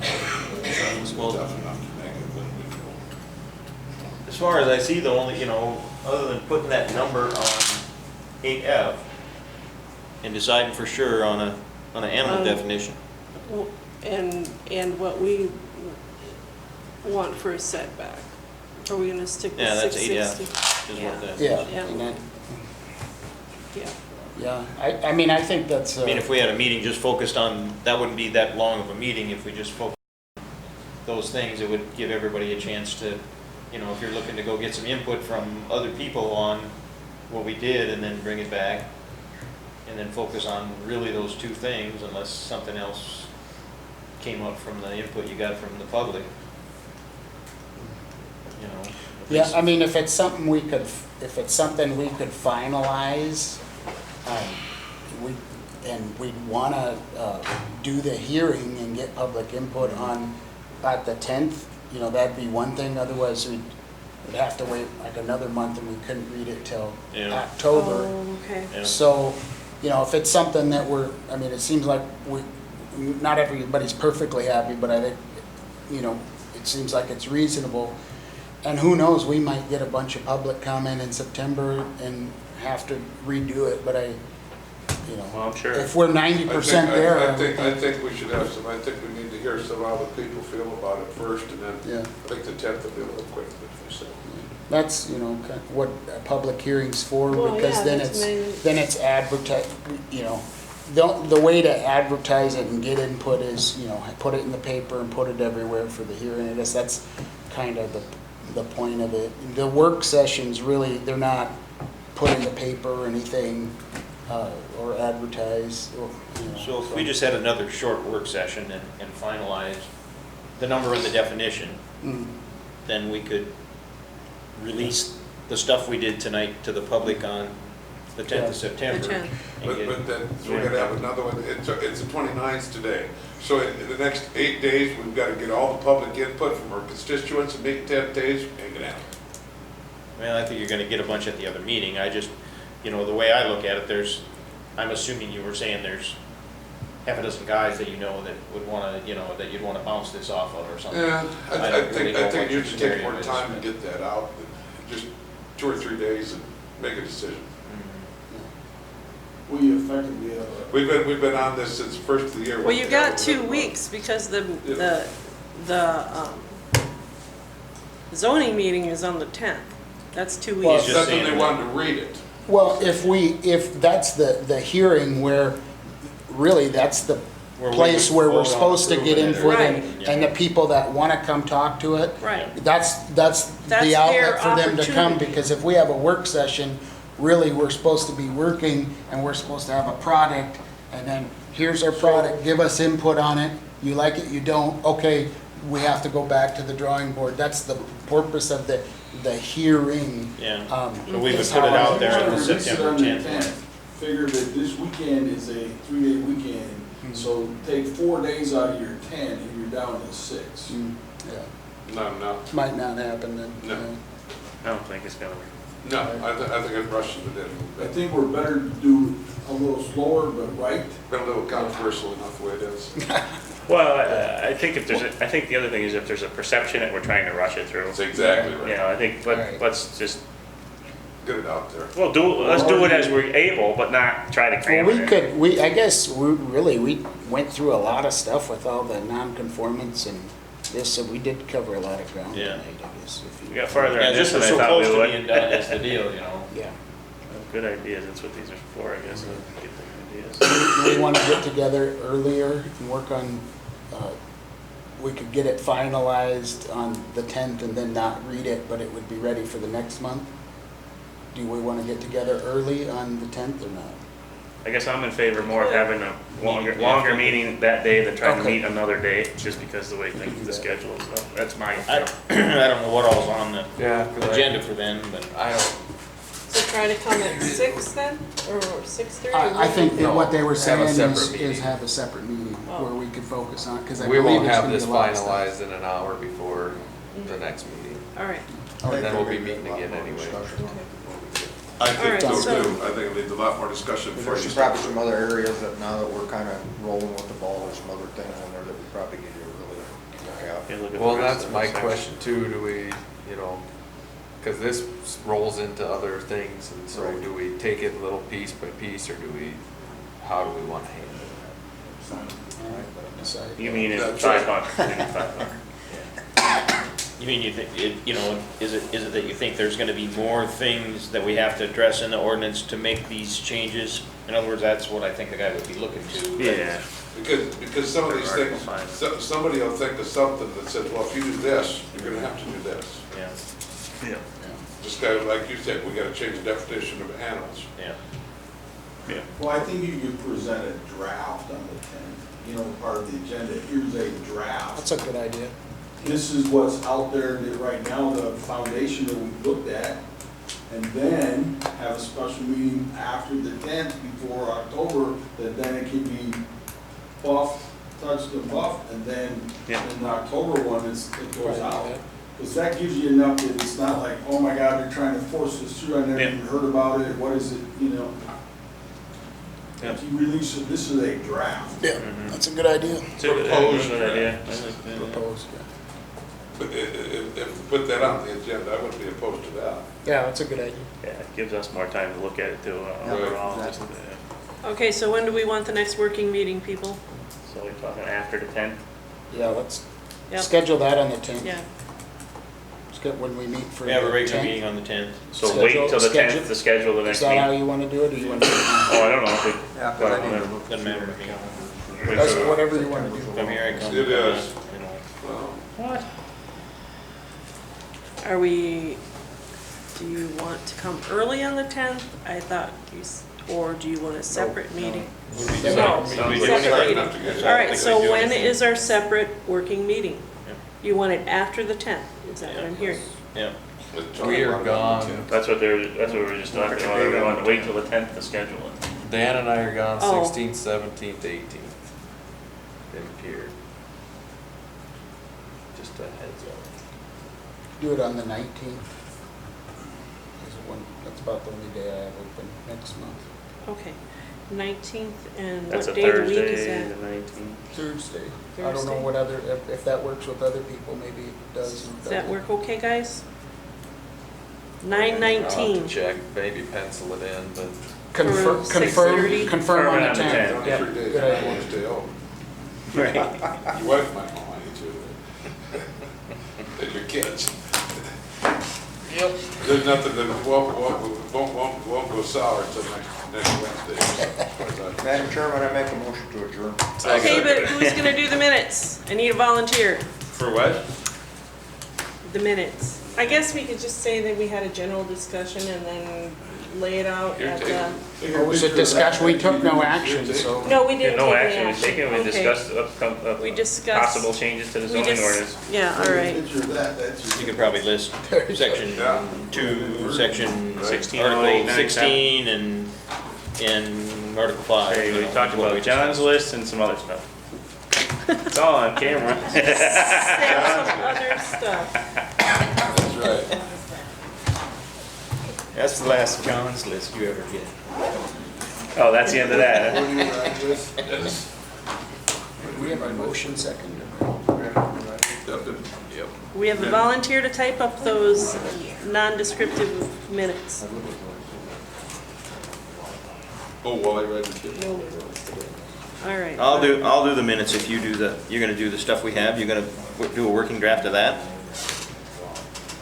Not gonna volunteer for that. Yeah. Well, if you volunteer for the Just working email- draft, Just email Jessica and tell her, yeah, put in some minutes, worked on the zoning ordinance, because there's no action Okay. required, and then we All can right. just staple Just- that other stuff together. You just list the 3 things that we worked on. We worked on Article 2, Article 16, and Article 5, I believe. Trailers. Right. Have a beer. They were.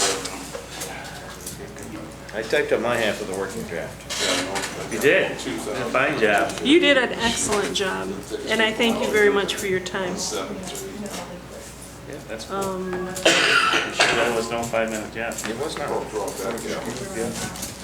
Waste good. Did we say aye? I don't know. Aye. We vote aye. I think we're done.